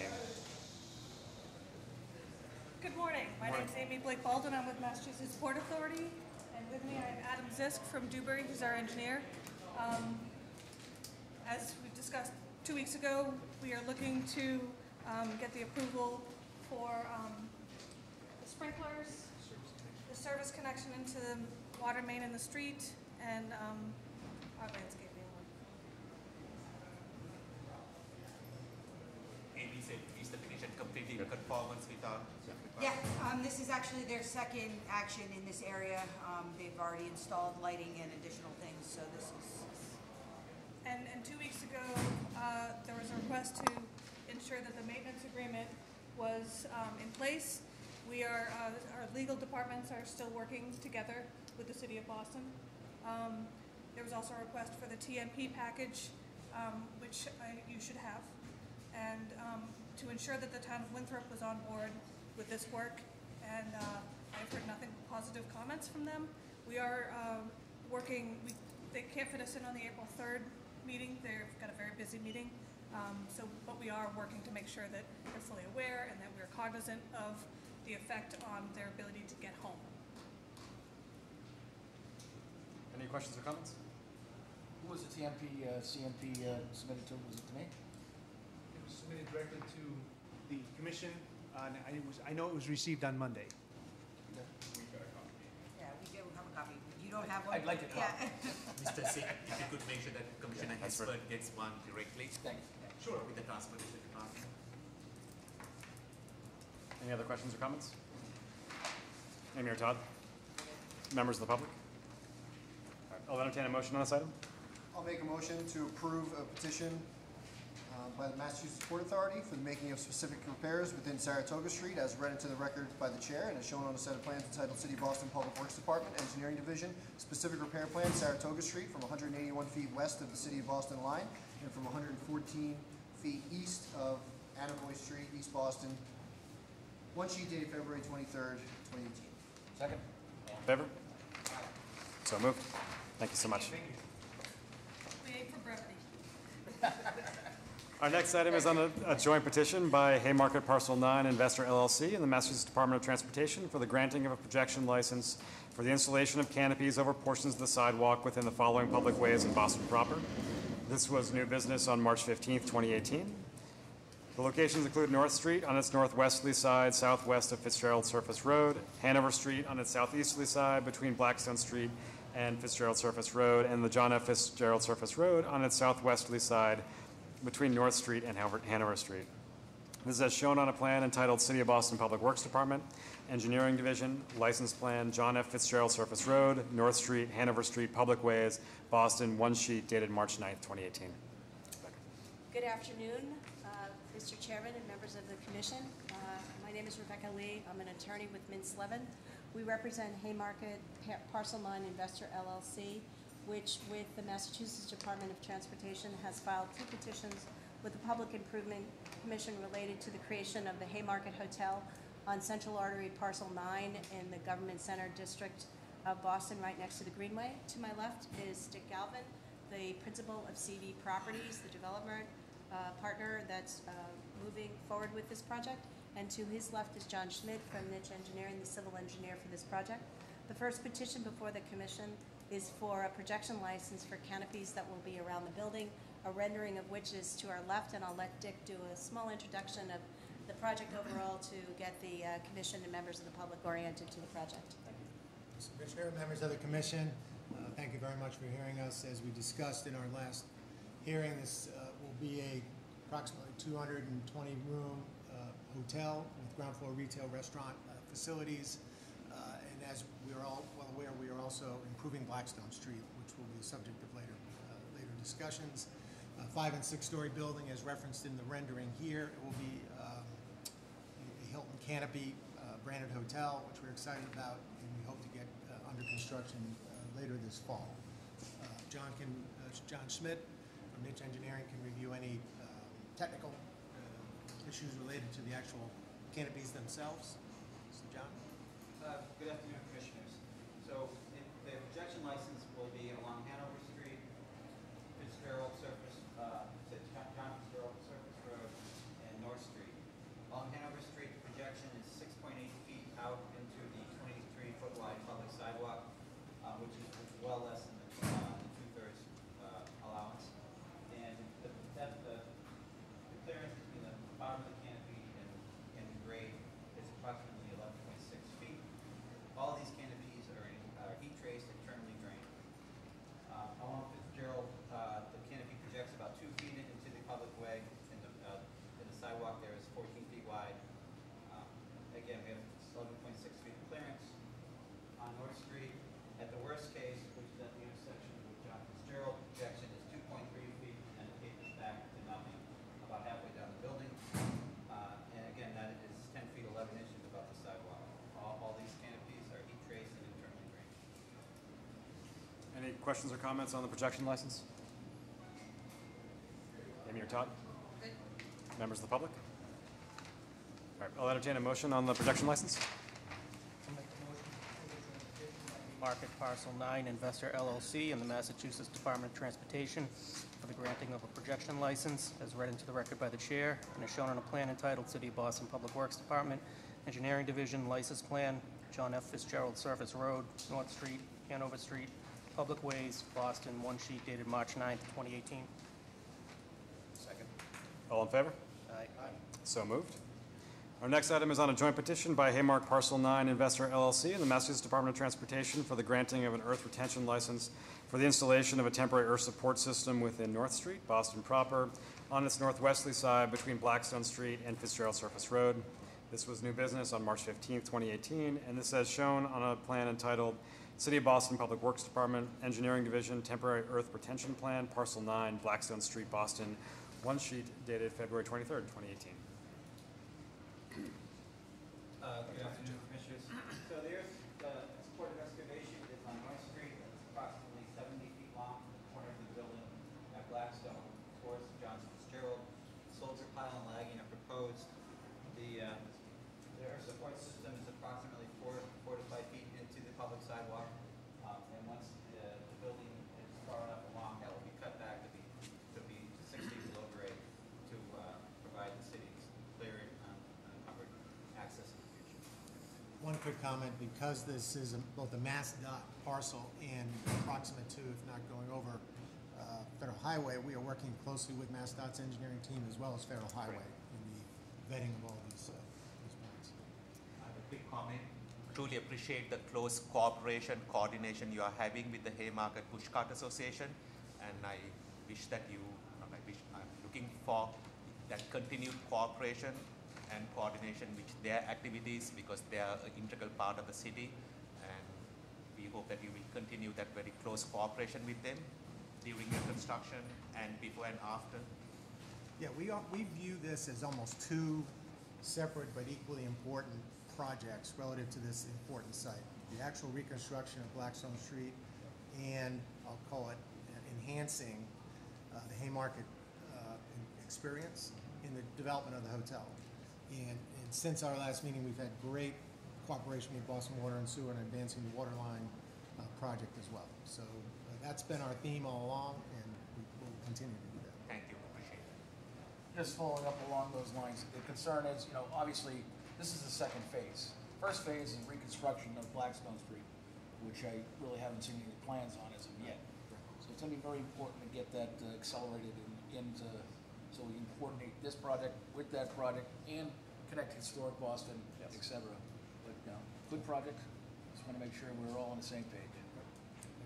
So there'll be additional requirements from BWSC. Obviously, we are in intense and rapid coordination. Not only is the street going to receive 2 new water lines, but we're also going to structurally line the sewers. So it should be fully reconstructed below grade when it gets fully reconstructed above grade. So the additional requirements will be, when you excavate, you'll need vibration monitoring between the excavation and the new water mains to ensure that there's not any excessive vibrations. That should be submitted weekly to my office directly to me. And you will not be required to do pre-inspection of the sewers because we're going to structurally line those. So those will be inspected and lined. You will be required to do post-inspection of the sewer. And I'd like pre- and post-inspection of the drain line that we're not working on. It's concrete encased, it should be fine, but we should TV it before and after. And that'll satisfy the requirements of the commission, which is pretty standard for any excavation. Are all of those terms acceptable? Yes. Great. Just a follow-up thought pattern in the interest of time. The coordination of the work, so the water and sewer work that needs to be done, all of this is going to impact the Pushcart Association, and who is your point of contact or your point person, so that if there needs to be issues that needs to be clarified or... In terms of Pushcart Association? Yeah, no, from your side, who is coordinating things? Because as Mr. Hesford pointed out, the Blackstone block needs to be, that street needs to be built before you do the earth retention system, so the sequence. So in terms of the development team, Yvette Tetra, who works with CV Properties, is on point to coordinate. Okay. Overall project, obviously Suffolk Construction will be managing and coordinating construction and CMP-related activities, but myself and Yvette are the ones really on point. Thank you so much. Thank you. Other questions or comments on the earth retention license? Just as we proceed here, I've reviewed the CMP on the earth retention system and the overall construction management plan for this phase. And it's in the affirmative, like what I'm seeing and stuff. However, there are, as you know, outstanding issues relative to programming streets, etc. for bus. Your team has made good progress with engaging us with that conversation. Right. So I'm happy to go forward based with the caveat that that further discussion continue. Mayor Todd? Members of the public? All right, I'll entertain a motion on this item. I'll make a motion to approve a joint petition by Haymarket Parcel 9 Investor LLC and the Massachusetts Department of Transportation for the granting of earth retention license in North Street as read into the record by the chair and with the stipulations put forth by these commissioners. As shown on a plan entitled City of Boston Public Works Department Engineering Division Temporary Earth Retention Plan, Parcel 9, Blackstone Street, Boston, one sheet dated February 23rd, 2018. Second. All in favor? Aye. So moved. Thank you very much. Thank you. Our next item is on a petition by Parcel A Development Leasing LLC for the making of specific repairs within Summer Street in South Boston on its northeasterly side at address number 660, southeast of Dry Dock Avenue, consisting of curb, sidewalk, and pedestrian ramp reconstruction, as well as new and relocated specialty pavement, street trees, landscaping, and bike racks. This was new business on March 15th, 2018, and this is as shown on a set of plans entitled City of Boston Public Works Department, Engineering Division, Specific Repairs Plan, 660 Summer Street, 15 Terminal Street, South Boston, 2 sheets dated March 9th, 2018.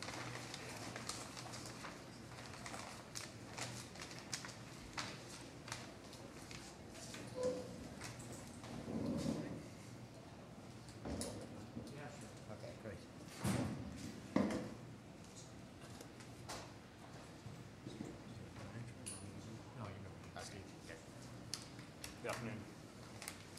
It is afternoon, isn't it? Yeah. Good afternoon. So I'm Steve Materano with Bowler Engineering here for the Parcel 8 project. Today we have Alex Taranto from Intercontinental Development. They're the current developer and leaseholder for the parcel. We have Who do you hold the lease with? with the BPDA.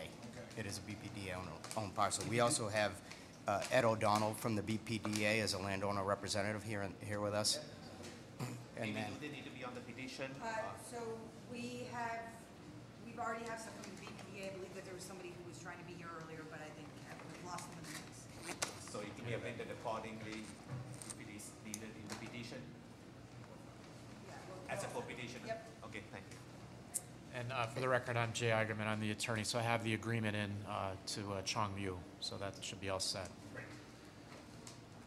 I'll just give a brief recap of the project that's shown on the board here, and then we can walk through a couple of things that came up at the last meeting and open it up for any questions. So the project itself, it's a dual hotel project. It's Homewood Suites and Hampton Inn. It's 415 keys between the two hotels, and then there's some ground floor retail and restaurants, mostly fronting along Summer Street and Dry Dock Avenue. The Summer Street is a public way, Dry Dock Avenue is a private way, so we're discussing the improvements along Summer Street, which is really implementation of a complete streets style development. So there's a furnishing zone that will have some pervious pavers, tree pits along the street line where currently they're at the back of sidewalk. We'll have a greater than 5 foot wide cement concrete sidewalk. And the light poles are currently there are to remain in place. We have some accessible ramp improvements at the intersections, some installation of detectable warning panels to improve existing ramps up to current standards. And that is the summary. We do have a few bike racks that we're also installing in the furnishing zone as well as ones on the private property. So that's the summary of the project. We heard really two things at the last hearing. One is to have ownership represented. Unlike the Red Sox, we did hear the request and brought Ed O'Donnell from the BPDA to be here today if you have any questions for ownership of the parcel. And then we heard an issue from Boston Water and Sewer. We've since met with Boston Water and Sewer staff, walked through the issue. We all came to a consensus and are implementing their preferred connection point, and that will be formally approved through their site plan approval process. So that's really what we heard at the initial meeting. Happy to answer any other questions, and any of our team is available. Other questions or comments? I think we're in a good place with the construction management plan. I think, Ed, we want to set up just a preliminary meeting, with the two teams to go over the plans, if that's your wish.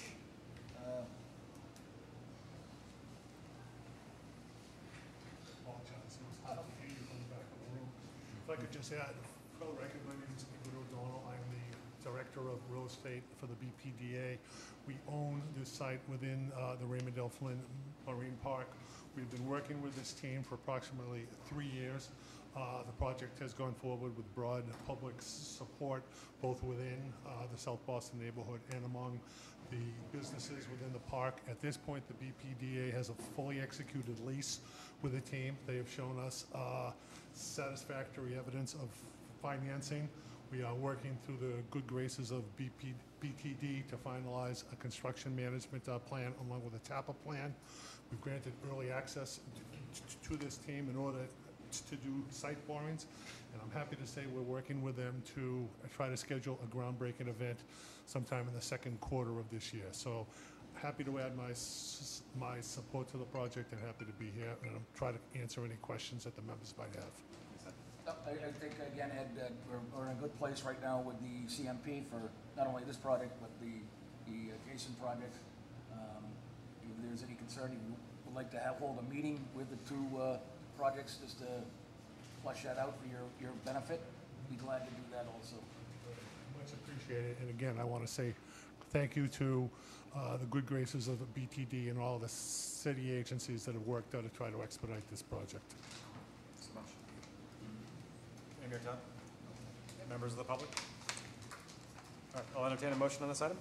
I'll make a motion to approve a petition by Parcel A Development Lessee LLC for the making of specific repairs within Summer Street, as read into the record by the chair and is shown in a set of plans entitled City of Boston Public Works Department, Engineering Division, Specific Repairs Plan, 660 Summer Street, 15 Terminal Street, South Boston, 2 sheets dated March 9, 2018. Second. All in favor? Aye. So moved. Very good. Thank you. Our next item is on a petition by Brook Charter Schools for the making of specific repairs within American Legion Highway in West Roxbury, within the center median at address number 200 northeast of Kingbird Road, consisting of curb realignment and relocated street trees. This was new business on March 15, 2018. And this is as shown on a set of plans entitled City of Boston Public Works Department, Engineering Division, Specific Repairs Plan, American Legion Highway, intersection number 0001, Public Way, Mattapan, 2 sheets, dated April 2018. Good afternoon, I'm Chelsea Christensen from Niche Engineering. With me today is Evan Warner from STV on behalf of Brook Charter Schools. We also have Dan Mills from MDM Transportation, our traffic engineer. The project includes the extension of the existing turn lane on American Legion Highway. At our new business hearing, we were asked to add the tree calipers. Those have been added to the plans. We have also increased the size of the proposed tree caliper to the maximum recommended by the arborist that we've been consulting. And I also did discuss, there's a question about future extension of the turn lane, and that has been taken into account in the transportation design. You're also including the school zone within the roadway? Yes, the school zone is part of the construction package. That's an ongoing conversation with Leo Chow, my staff? It is, yes. Okay. The maintenance of the trees, the prior trees have had some time to grow. The new trees that are going to be planted, who is going to undertake the maintenance of those trees to make sure that they will grow and take root? So Brook Charter Schools and their subcontractor will be responsible for that for the first 2 years, which align with the deposit that Parks is looking for. But then beyond the 2 years, who is going to pick it up? Parks. Would truly appreciate, because the Parks Department may consider that the trees along this roadway is beyond their level of attention because the trees have taken root. We spent about $700,000 putting all those trees in. So we need you to be the backup safety net in case if the Parks Department have difficulty allocating resources to just look after these new trees beyond the 2 years. Understood. Okay? Because it is in our collective best interest for those trees to take root. As it is in ours. Thank you. And just to reconfirm, the storage capacity in that turn lane sort of reflects what you think the turning demand volume would be on full build out of the campus. Correct. Other questions or comments on this? No. Amy or Todd? Members of the public? All right, I'll entertain a motion on this item. I'll make a motion to approve the petition by Brook Charter Schools for the making of specific repairs within American Legion Highway, as read into the record by the chair, and as shown on a set of plans entitled City of Boston Public Works Department, Engineering Division, Specific Repairs Plan, American Legion Highway, intersection number 1, Public Way, Mattapan, 2 sheets dated April 2018. Second. All in favor? Aye. So moved. Thank you. Our next item is on a petition by Changing Environments, SUFA, for the making of specific repairs within the following public ways in Boston proper, consisting of new digital wayfinding and community bulletin boards on Boylston Street at its northerly side at address number 1365, located generally west of Kilmarnock Street on its northeasterly side at 100 Van Ness Street, located southeast of Van Ness Street. This was new business on March 15th, 2018, and this is as shown on a set of plans entitled City of Boston Public Works Department, Engineering Division, Specific Repair Plan, Fenway, Van Ness Street, Kilmarnock Street, Boylston Street, 3 sheets, dated January 24th, 2018. Sandra. Hi, thank you so much for having us again. I'm CEO of Changing Environments, and today with me is also Dan Siwa, our VP of Operations. We're very excited to talk about our petition. So we come to you today with a petition for the first two locations at Van Ness and Kilmarnock, as well as Boylston Street. We have taken all the feedback that you gave at the last meeting seriously and are prepared to answer those if they do still remain questions. And I think, and tell me if I'm off this, I think there's a question about sort of content on the screens, which is separate from the actual design or installation of the actual object. And that for essentially our process of allowing advertising in the public right-of-way, that may have to go through a separate process, a separate sort of public procurement process that would be handled through our law department or often with our property management group. And so if we were to proceed today, it would have to be approving this, but not approving advertising to be part of the actual sign. Is that clear that you would not be having, we are not consenting to advertising by the approval of, if we approve this particular design? Is that clear? So perhaps my explanation was not. Thank you. If I may add to what the chairman is saying, the conversation about the advertising content, which I believe is integral to your game plan, it requires a little bit more discussion within the city. So we have one of two choices: give you a conditional vote, which might not mean a whole lot, because I think you all need us to have some clarity towards the advertising, which I think is what you all are trying to do, while serving a good deed, if I can say that. So we can postpone this hearing for 2 weeks to give the city enough time, or 4 weeks, adequate time, so that we can be in a better position to give you guidance and be supportive of this very wonderful project. We just want to make sure that we are doing it in a constructed manner. So in my humble opinion, I think a postponed hearing might be better for you versus having a clouded vote. We need time to draft the legal agreement Yes. at this point, and I think that 4 weeks, we can at least have a better understanding of what. Exactly. And if we would vote off today, then it would Contingent, and you'd be. But then could we still come back in 4 weeks No, after that that? your hearing process would be over, so this will get you your next hearing in 4 weeks, and hopefully we can have some advancement of the agreement by that time. But any action the commission takes will not be recorded, so for all practical purposes, So then I think we would like to vote on the conditional structure placement. Got it. So this would be a vote, but it would be specific to the object, not necessarily the content. There is no approval by the city of actually having advertising content on these screens. and we will, so we are doing the honor system where you run electricity into your system, and since we don't have individuals to come and check to see whether there's any content, but if there should be accidentally, the city will reserve the right to remove it at at your expense. Okay, so we need that utter clarity. We'll look for some clarity prior to installation, how about that? Okay. We'll get some. So just ensure that somehow the left hand and the right hand is chatting. But again, I think Transportation Department not really comfortable with this, with the Vision Zero initiative, with this moving to the curb edge now from the park, not really knowing what that visual is and how it's gonna impact. I mean, I think it may be reasonable to put this off, continue it until we get that information, we can make an informed vote. We got one more question. What happened to your leg? I was skiing in our and had surgery. I do want to say though, there is currently a precedent of SUFA signs on our streets. So like in Kendall Square. That's on not the our prop- No, streets. no, I understand, but just in terms of you were saying, like how does this even look like? So they're. And Commissioner, we have met with the Can I get a visa to go into Cambridge? There's one in Faneuil Hall. Commissioner, we have met with the manufacturer and designer of the screen, and we have all the proper documentation to show we are in compliance with the Vision Zero, and so we're happy to supply that to you. Thank you. Is it a hardship for you, for the commission to postpone this or defer this for a future hearing day?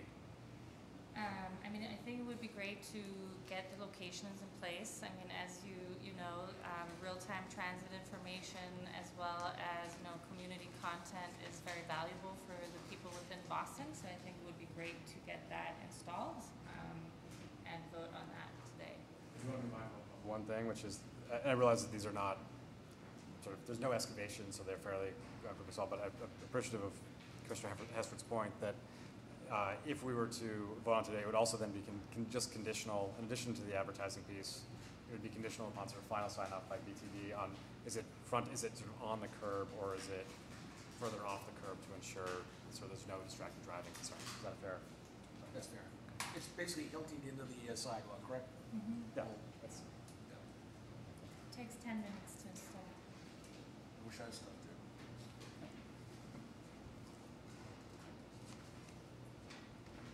Right, so other questions or comments about the two Fenway locations? Amy or Todd? Members of the public? All right, so we'll entertain a motion on this with both the condition that sort of final location needs BTD sign off and that there'll be a sort of subsequent conversation about content, but that there is no approval of advertising until there's some form of an agreement with the city. I'll entertain a motion on this. I'll make a motion to approve the petition conditionally as stated by the chair by changing environments SUFA for the making of specific repairs and read into the record by the chair and is shown on a set of plans entitled City of Boston Public Works Department, Engineering Division, Specific Repair Plan, Fenway, Van Ness Street, Kilmarnock Street, Boylston Street, 3 sheets dated January 24th, 2018. Second. All in favor? Aye. So moved. All right, our next item is on a petition by Changing Environment SUFA for the making of specific repairs within Brighton Avenue in Brighton on its southerly side at address number 140, located at its intersection with Harvard Street, consisting of a new digital wayfinding community bulletin board. This was new business on March 15th, 2018. And this is as shown on a set of plans entitled City of Boston Public Works Department, Engineering Division, Specific Repair Plan, Alston, Harvard Ave, Brighton Ave, 3 sheets dated January 24th, 2018. This is the same sign and structure. This particular one, we are petitioning to replace an existing outdated bulletin board that's there and replace it with the SUFA bulletin board. Same conditions? For the sake of the record, the final location sign-off requires BTD's approval and that there's no permission at this time to have advertising content on the signs. I'll entertain a motion with those conditions on this agenda item. Make a motion to approve the petition by Changing Environments SUFA for the making of specific repairs within Brighton Ave, as written into the record by the chair and as shown in a set of plans entitled City of Boston Public Works Department, Engineering Division, Specific Repair Plan, Alston, Harvard Ave, Brighton Ave, 3 sheets dated January 24th, 2018, with the caveat as the terms and conditions that were introduced by the chair. Second. All in favor? Aye. So moved. Thank you very Thank you. much for the time and work from everyone.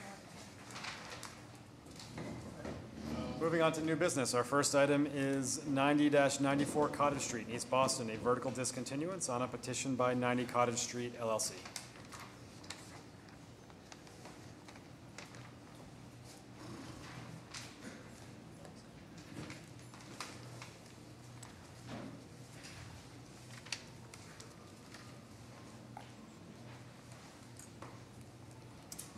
Good afternoon, Commissioners. My name is Mark Lacasse. I am legal counsel to the petitioner, 90 Cottage Street LLC. With me is Mark Savatsky, a member manager of the LLC, as well as a representative from Boston Survey who prepared our discontinuance plan. This is a petition for vertical discontinuance to permit the construction of 3 small balconies at the front of a new 7-unit condominium building currently under construction on Cottage Street in East Boston. The projections begin approximately 10 feet above the sidewalk and extend 2.8 feet over the public way, and the balconies are 6 feet wide. I don't have photographic memory, obviously, as to what the view corridor looks down that street, Cottage Street, when these balconies do, what's the word I'm looking for, when they project into the view corridor, how does it stand in terms of the buildings that are to the left or the right? I mean, is it going to stand out, or have we given up the farm up and down the street? It's a pretty wide street. There are also trees located along the street, so I don't think that it will impact the view corridor significantly. Are there other buildings that have projections? Oh, are there other buildings? Right next to the left or the right. So if you could. Sure. Certainly, bay window projections, and it's something that we work closely with our design review architect at the BPDA with regards to, and this project has gone through that process, and they've reviewed that concern closely So with us. BPDA has Yes, sir. And then in terms of icicles and drainage, because we have concerns about Certainly. icicles falling on my head. Certainly. We're using a drip edge to ensure that the rain is going to shear back and prevent that problem that you just described. Is this above the building entrance? It is. Or just outside? Yes. So it is more of a concern. You need to protect your own tenants from getting beaten on the. Agreed. Okay. We also recessed the entryway into the building to. Thank you. One thing that would be helpful for the public hearing is just if there's an image of the building with sort of a sense of how that fits in with the streetscape would be great. We'll bring a good rendering. Thank you. Other questions on the vertical discontinuance? Amy or Todd? Members of the public?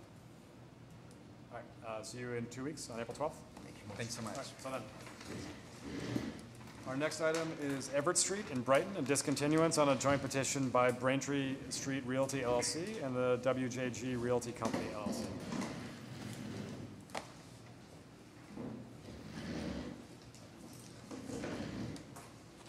Good afternoon. David Suni, and I represent Braintree Street Realty LLC. With me is Michael Blank, manager of Braintree Street Realty. BSR, as I'll refer to it, owns the commercial office building at 119 Braintree Street, which is just to the east of the Boston Landing train station. To the west of it is the land owned by WJG Realty.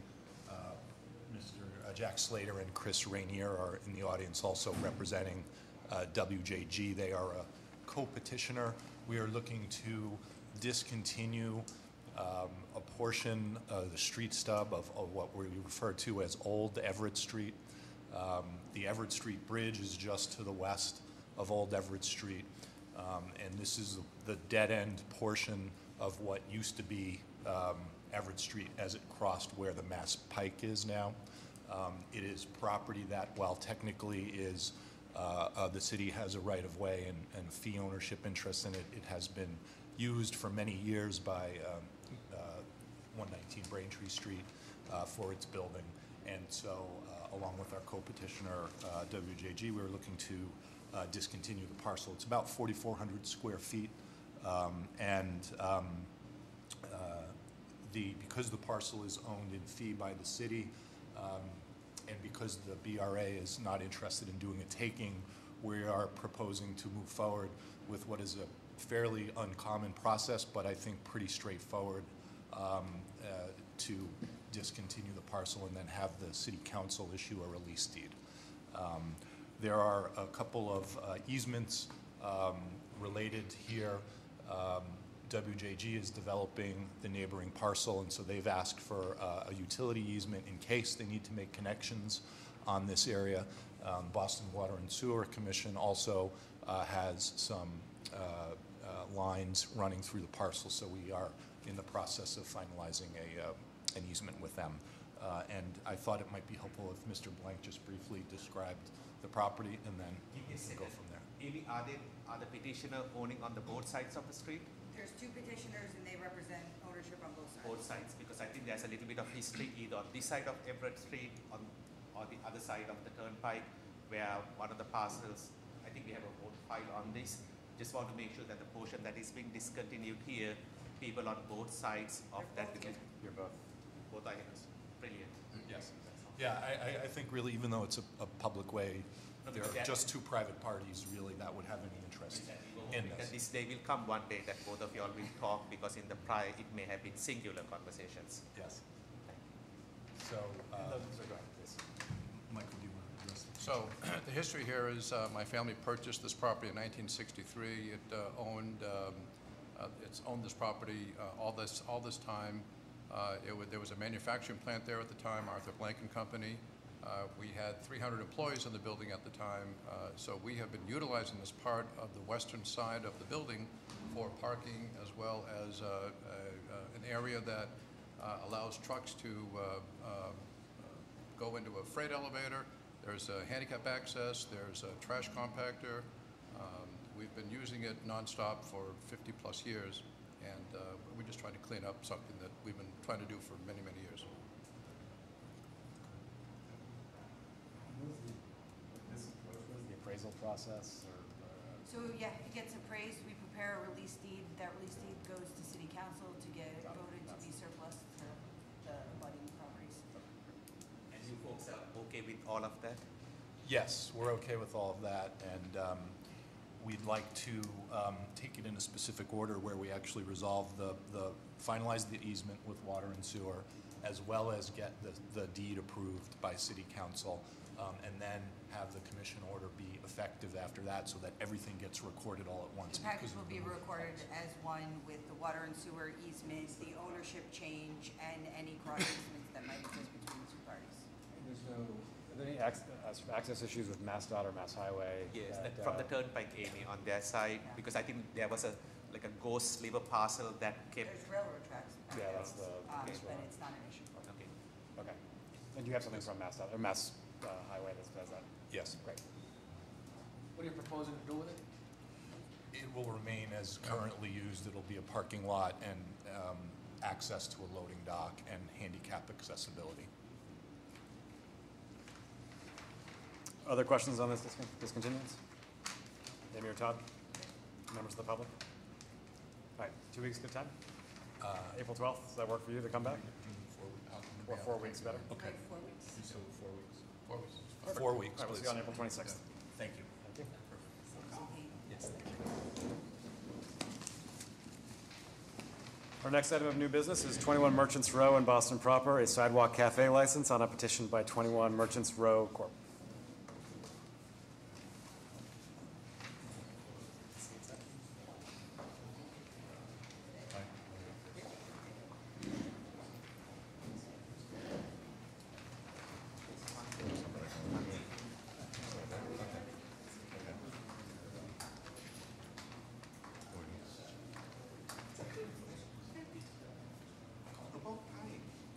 On the West Coast, Portland, Seattle, all these places, San Francisco. Look at us.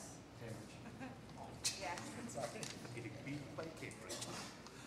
Good afternoon. Good afternoon. Stephen Miller. I am an attorney with McDermott, Quilty & Miller. I am also the majority partner for 21 Merchants Row, Inc., which is doing business as Clark's. With me is Lisa Chow, who is our engineer. Clark's has been in the same location. We're in our 46th year. I've been a partner in Clark's for 16 years. The remaining partner in Clark's family was one of the founders of Clark's. And we're seeking a very small outdoor patio. And one of the reasons we're asking for that is to really activate the street, besides the fact that for the 16 years that I've been involved with Clark's, every time the weather turns, I'd say anytime I'm in there, all I hear from our customers is, why can't you have some outdoor space? Why can't you have some outdoor space? But at the same time, I think that street has become just more of a walkthrough than really any sort of identity, and we'd like to activate it. So I'll turn it over to Lisa. Good afternoon, Commissioners. My name is Lisa Chow with VHB. On behalf of 21 Merchant Row Corporation, we'd like to request the approval of a sidewalk cafe for Clark's Bar and Restaurant on Merchants Row. The proposed cafe is located adjacent to the existing Merchants Row curb line, and it includes tables, chairs, and enclosure for 8 patrons. Based on our current layout, the existing pedestrian path of travel on Merchants Row remains the same because the edge of the cafe enclosure is set behind the existing tree pits. We've sent out utility notifications to various city and utility agencies and companies, and we have been coordinating with the Mayor's Office of Commission, Mayor's Commission with Persons with Disabilities and we continue to coordinate with them on the cafe enclosure detail.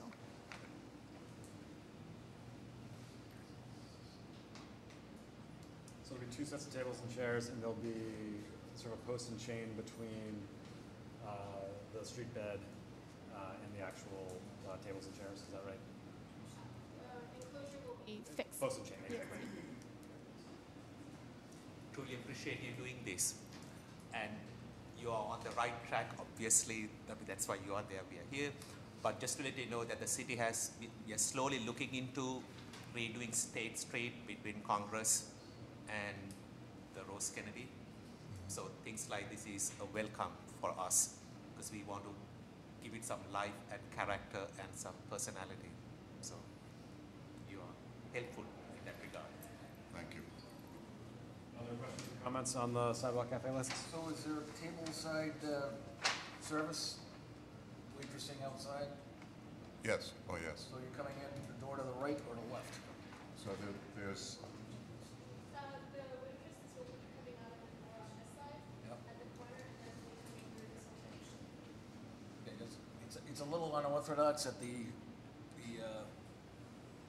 basically tables are at the front of the sidewalk and not at the back sidewalk adjacent to the business? Yep. Is that because of the ADA issue? There is some concern about the ADA issue, and there's also concern about the sidewalk cafe taking up more than 50% of the overall width. Right, okay. And what's the hours of operation you see this operating at? we'd like, we keep the kitchen open there until midnight, so we'd like to be able to, it's not going to be obviously a major drinking spot with 8 seats, but we'd like to be able to serve food until midnight. I'm just thinking of some of the other places around there that late at night, so.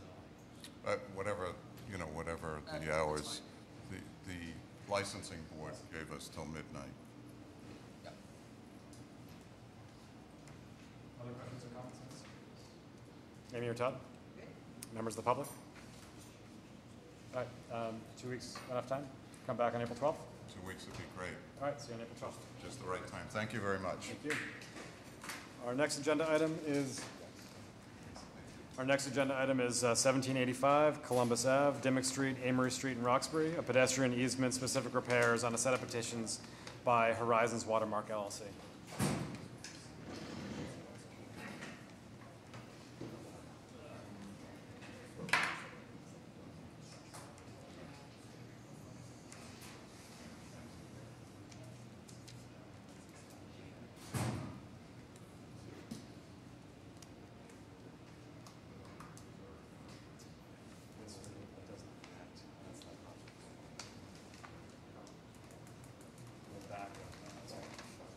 Good afternoon. Good afternoon, Commissioners. My name is Paul Terrell. I'm a registered professional engineer here this morning representing Watermark Horizons. With me is Lee Goodman from Watermark Development. Dustin Kirksick with STV. the developer today has a presentation requesting PIC approval for some sidewalk work along Amory, Dimmock, and Columbus Ave. The area is, the property in question is currently a metal storage facility. Dimmock Street has not seen sidewalk reconstruction in a number of years. It's got kind of like a hip cobblestone edging. Columbus did some restoration work back in the day, and Amory hasn't seen much sidewalk work in a long time. This project itself is a pretty opportunistic thing for the community and the neighborhood in question because it will result in the reconstruction of the sidewalks along all three sides, bringing them up to complete street standards. We've worked with PIC staff, thank you as always, working through the various city agencies. We had hoped to be here a few weeks ago, but we had to address a few ADA compliant requirements. We have a submission in with Boston Water and Sewer. We're in our final stretch with them. We've already gotten preliminary review comments, and we're in for final approval with those folks now. ADA required some work. We had to address some non-compliant sidewalks and handicap ramps, which we've addressed. And the project as a whole ultimately requests approval of the sidewalk restorations as well as the sidewalk easement required to improve the width and the capacity for the public to pass in and around the area. Can we take this sort of in reverse order and talk first about the easements and the area that you're going to provide, and then talk about the repairs that you'll then do. Most certainly. Awesome. So with that, one of the reasons why we need to be here is to get the required sidewalk widths and receive PIC approval for the easements. Paul, sorry, Paul. Yes, sir. The segment of Amory, is that the part that sort of dead ends to? So it's further away. I'm happy to help with context. You had a couple months before that. It's not that part, not that part. Sorry, my bad. No problem. To address the question on easements, PIC drawing is here. And we need sidewalk easements along all sides to maintain the design width. So you are giving that to us, We are giving that, yes. and you are okay with the setbacks and all the complete street? Yes, that'd be great. Thank you. Sarah Leong, Disabilities Commission for the City of Boston. We work with the proponents on this design, and we also have a letter from the MAB saying that they're okay with the pedestrian ramps and they're compliant by right. And we've also worked with them regarding sidewalk widths and the location of detectable warnings. They're on the right track. Yes. So along those, I have a little bit of a concern. Is this Article 80 large project? It is. And are we doing any improvements to the traffic signals that are at this location as part of mitigation? Columbus intersection. Yeah, sorry. So that discussion hasn't, where were we in the TAPA agreement? It's drafted. Mr. Busa, please step up. Guy Busa here with Howard Stein Hudson. This has a draft TAPA that will be submitted. Well, it was submitted with the PIC process, but it'll officially be submitted to BTD. So has there been any discussion about the upgrade of these signals? There's been no discussion of mitigation of that kind. Approach Mr. Burgess. Pardon? Have you talked to Mr. Burgess? No, we have not. Can I give my 10 cents? Okay, so when you're coming inbound on Columbus Road, those stoplights need a little bit help because you are going to add traffic to the drama of heading inbound on Columbus Avenue. So please don't be surprised if the transportation department asks your assistance in improving the technology or the intelligence level. I hate to use that word of that stoplight so that it can be a benefit to serving your needs as much as the traffic that is going through there, because it is used as a cut through, and if that light can talk to the other two lights. So, and also, in looking at this, if you look, let's see where we are here. So if you go back to that page, Paul. Back to the original drawing? Karen, see what I'm doing? That's all right. It works. I like the laser pointer ahead. All right. You see the traffic signal right there in the corner? Yes. So that looks like that's not ADA compliant. It sits right in the threshold of that ramp. And we are. Paul, go take a look at it. Very good. If your feet touch the ground over there, it'll talk to you well. Okay. Very good. You get my point. Yeah. So I think it's a little bit of smartness and adjustment so that your project can be all that it can be. As we talked through the pedestrian easements, can you quickly walk through the specific repair plan? One more time, please. Thanks. Discuss the specific repair. You got plan. it. Very good. Thanks. So as I alluded in the start of the conversation, the area has not seen serious reconstruction in a while. As part of the development of the projects and working through city agencies, there were a number of improvements proposed, street trees, some permeable pavers, and upgrades of the handicap ramps in and around the property. So those are all demonstrated. They've worked through PIC staff as well as city agencies. We have all the documentation and the approvals for such. As I indicated, Dimmock Street's the one that's really getting the largest improvement with a hip gutter and no current curbing. It's seeing the most significant improvement of all three roadways. And have you had conversations with the city property across the street on Dimmock? We have not had any communications with any of the abutters at this time. Okay. We can make that coordination between now and the public hearing. How tall is your building? It's 6 stories. Okay, so it necessitates the point the chair made. Talk to your neighbors because that construction alone is going to be a little bit charming. Oh, no, I've spoken to them. So you, Yeah, yeah. okay, so public outreach. That's not a city-owned building, though. That's a private-owned building rented to EMS. Right, sorry. I just want to make sure that, given the operations that happen out of that building, that we Oh, are. yeah. I think as Para makes a point, it's gonna be a challenging location to build. And I haven't seen a construction management plan yet for this and how we're gonna do it and what the impact. Is that in the works? I think Commodore Builders brought it to you with Jack Moriarty. I thought they did. I have not seen it. All right, I'll check on that. Who put together the plan? Christian. Guy, did you guys? Commodore Builders. Commodore did it Yeah. themselves? All right. That may be a problem. More engineers. Yes. Just look into it and look after this gentleman. Other questions on either the pet easement or the specific repair plan? Amy or Todd? Members of the public? Okay. All right, you guys are prepared to come back in 2 weeks on April 12th? Thank you. All right, see you then.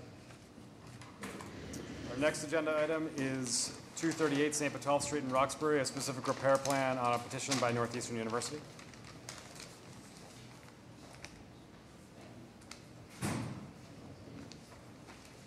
Just about 2 weeks ago, I went to 7 site of previous something is what? So I called Bert.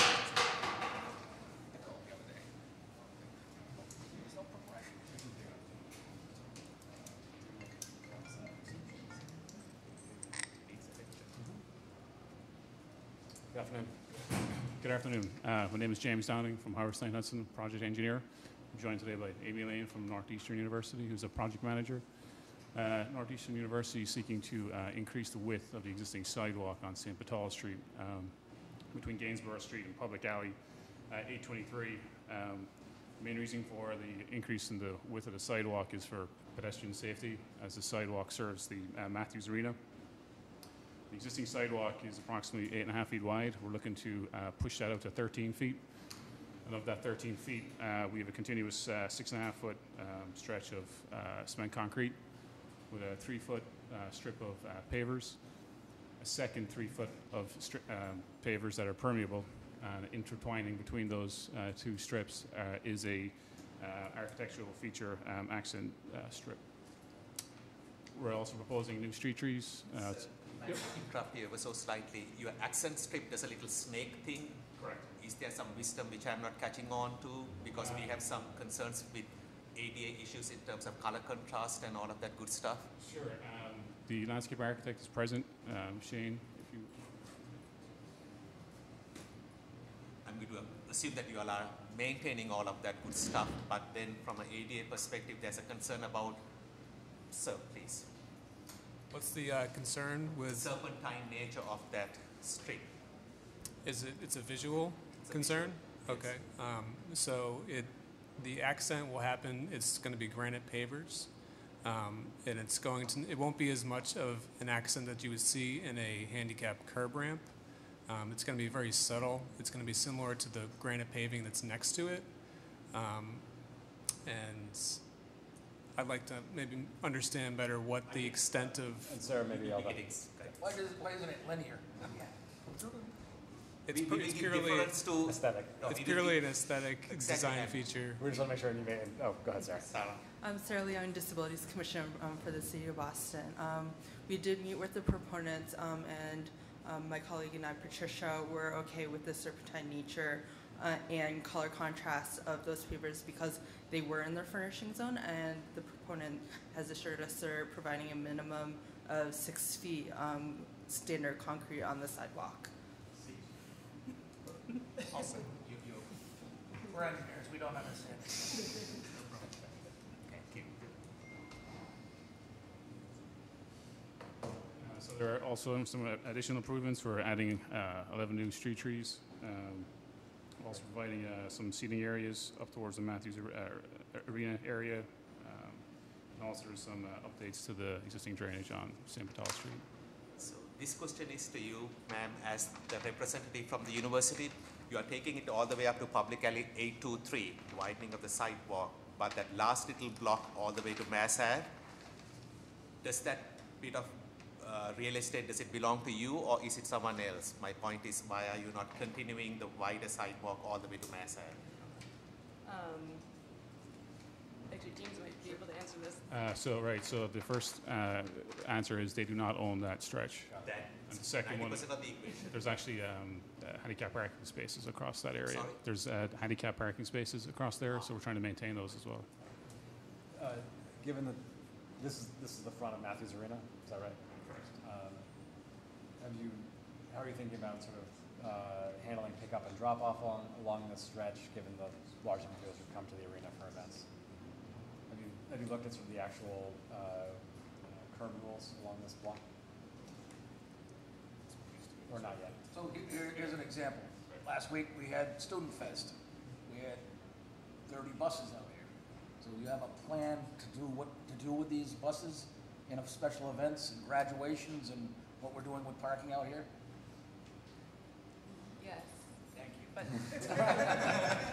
I can't speak to the specifics of that, but I can get that information. That'd be great, just for the public hearing, that'd be great, unless you already. Talk to Mr. Reisberg. Yeah. Yes. Robbie Burgess from Howard Stein Hudson also.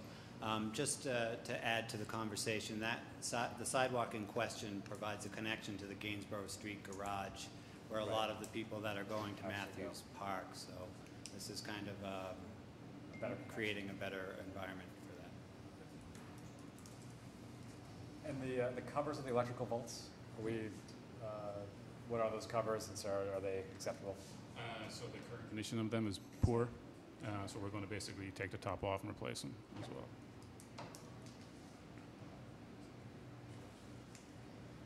Other questions or comments on this plan? Amy or Todd? Members of the public? All right, see you guys on April 12th? Yep. Perfect, until then. See you then. Thank you. Our next item is 126 High Street, Boston proper, a projection license on a petition by Combined Jewish Philanthropies of Greater Boston.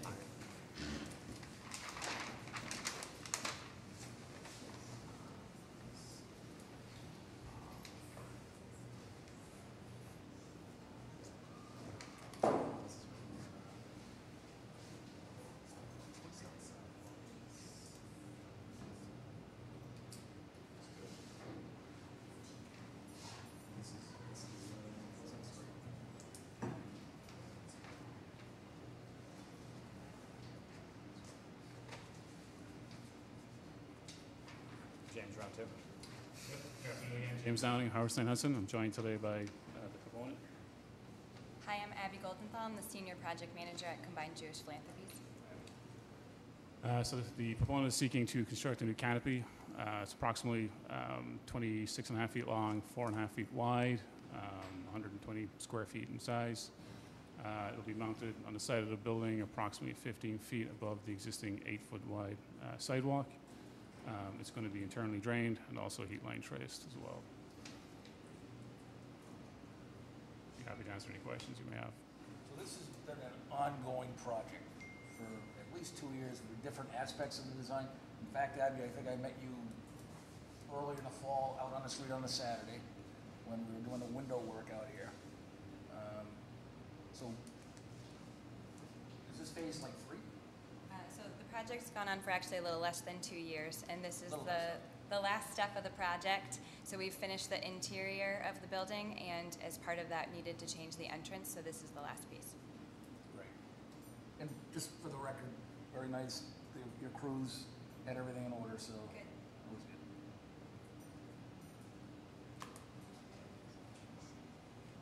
Other questions or comments on the projection license? Amy or Todd? Members of the public? All right, see you guys in 2 weeks. Thank you. Until April 12th. Our final item of new business is Brook Street at Woodmont Street in Brighton, a grant of location on a petition by National Grid.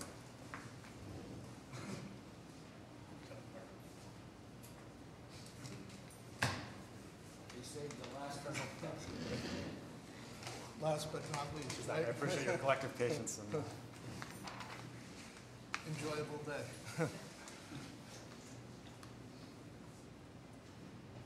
Good afternoon, Mr. Chair, members of the Commission. Peter Nagel from National Grid.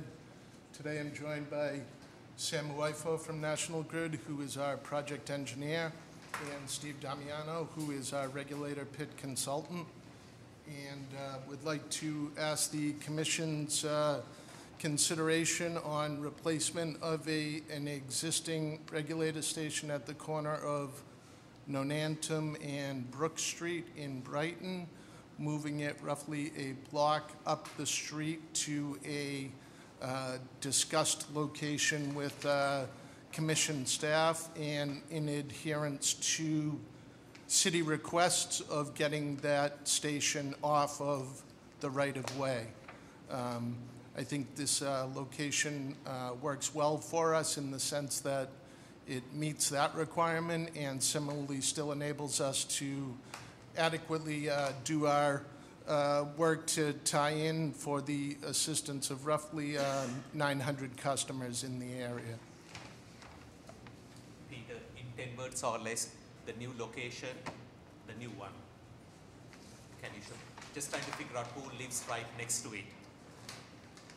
It runs parallel to Brook Street, Mr. Jai Singh, and inside the retaining wall, there's a old right-of-way to an... So beyond, okay, you see the car. Okay, take my time. Right in front of the car. But on the other side, on the left side of the car, is there a house there? No, it's a open piece of property. There's a fenced delineation So on no the one's property. No one's going to get bent out of shape us putting a regulator pit right next to someone's house. Correct. And if I may on that, there are existing water facilities there, so we're going to be a little bit back, which will enable folks to still retain that use of parking. However, in that sense, we'd like to bollard protect the station as a result of that. Amy, if you can arrange for some time to review this location and give us your thoughts on it. Yeah, and I don't know that we'll, like, the bollards is a different issue. Yeah. than- So Amy, go through your checklist Yep. of concerns which the Commission has had historically Yep. in certifying that the location is meeting your needs and the Commission's needs. Okay. So is this on private property or is it on public way? This is a right-of-way. This is on a city right away. On a weird little parcel which is within us. So in terms of future development, I mean, if we're gonna put sidewalks in there, what are we looking at ADA accessible? The reason I bring this up is the new one that was installed in West Roxbury at Weld in Center Street. I mean, that thing, if we have future rights to put in sidewalks along Weld Street, it ain't happening because of the placement of that regulator. This is within that right-of-way, and while we'd comply with the pilot program we've initiated last year with the Commission on Disabilities with the proper doors and such, that would be well inside of any sidewalk location. At this point, having been out there as recently as yesterday, it is unutilized, if you will. It's a straight corridor to the existing train commuter rail that goes over Brooks right at the corner at Nonantum. If we were to look at,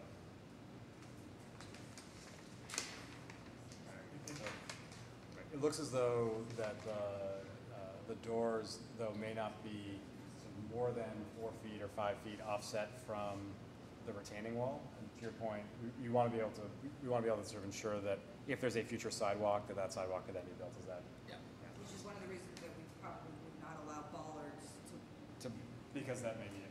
Amy, if you can just, if you all thought one of you guys can field review this location and then give us guidance. Yep, absolutely. Because we truly value their work, just do a check. We appreciate using the new vault covers. I know that's been. And just to clarify, those doors are not rated for vehicle traffic. While they are rated for Bobcat, for clearance and such, it would not be something that we'd feel comfortable with a vehicle driving over. That's why I had referenced the... Right, and I think that's our concern, is that you're putting them in a roadway which is for vehicular traffic. We can't just shut it off with bollards. Becomes a hazard.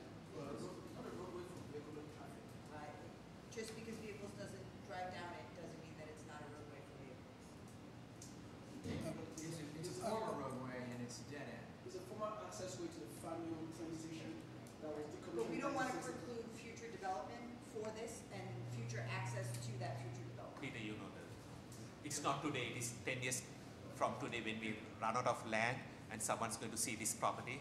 And just, you don't have to then rebuild exactly what you're building now. Then I'd respectfully request, just for the safety aspect, that there is some preclusion to a vehicle driving over that. So that will be awkward, Peter, because today it's public right of way, but PIC staff will give us guidance while giving you guidance as to what is the best way to manage your public safety concerns. We'll have a discussion on that. Thank you. And remind me, what happens with the former site? You basically, you fill it in. We're committed, similar to other ones, we'd remove any facilities and Yeah, you are removing the stuff, right, Peter? would remove any facilities within the existing and then crush it in place to retain a right-of-way for the future use. Similarly, On Anthem Road, that'd be all right. Take it up with the DCR. There are two inlet and outlet piping. Working with water and sewer, we avoided any conflict with their facilities, which they had asked us to do. Similarly, we understand that Brook Street is a busy road, so being a main cut through from Nonantum to the kind of backside of Oak Square, so we will work with proper transportation police You realize into. that there's a huge Eversource project currently going on there with their substation. This is one of their areas that they're gonna be actively constructing new manholes, new duct banks, coming right down this way. We'll have a good chat with them, I'm sure, as well. Thank you. Yep. Yep. Other questions or comments? Amy or Todd? Members of the public? All right, 2 weeks enough time? See you on April 12th? Sounds great. All right, we'll see you on April 12th. Thank you very much. No problem. I will entertain a motion to adjourn. I'll make a motion to adjourn. Second. All in favor? Aye. So moved.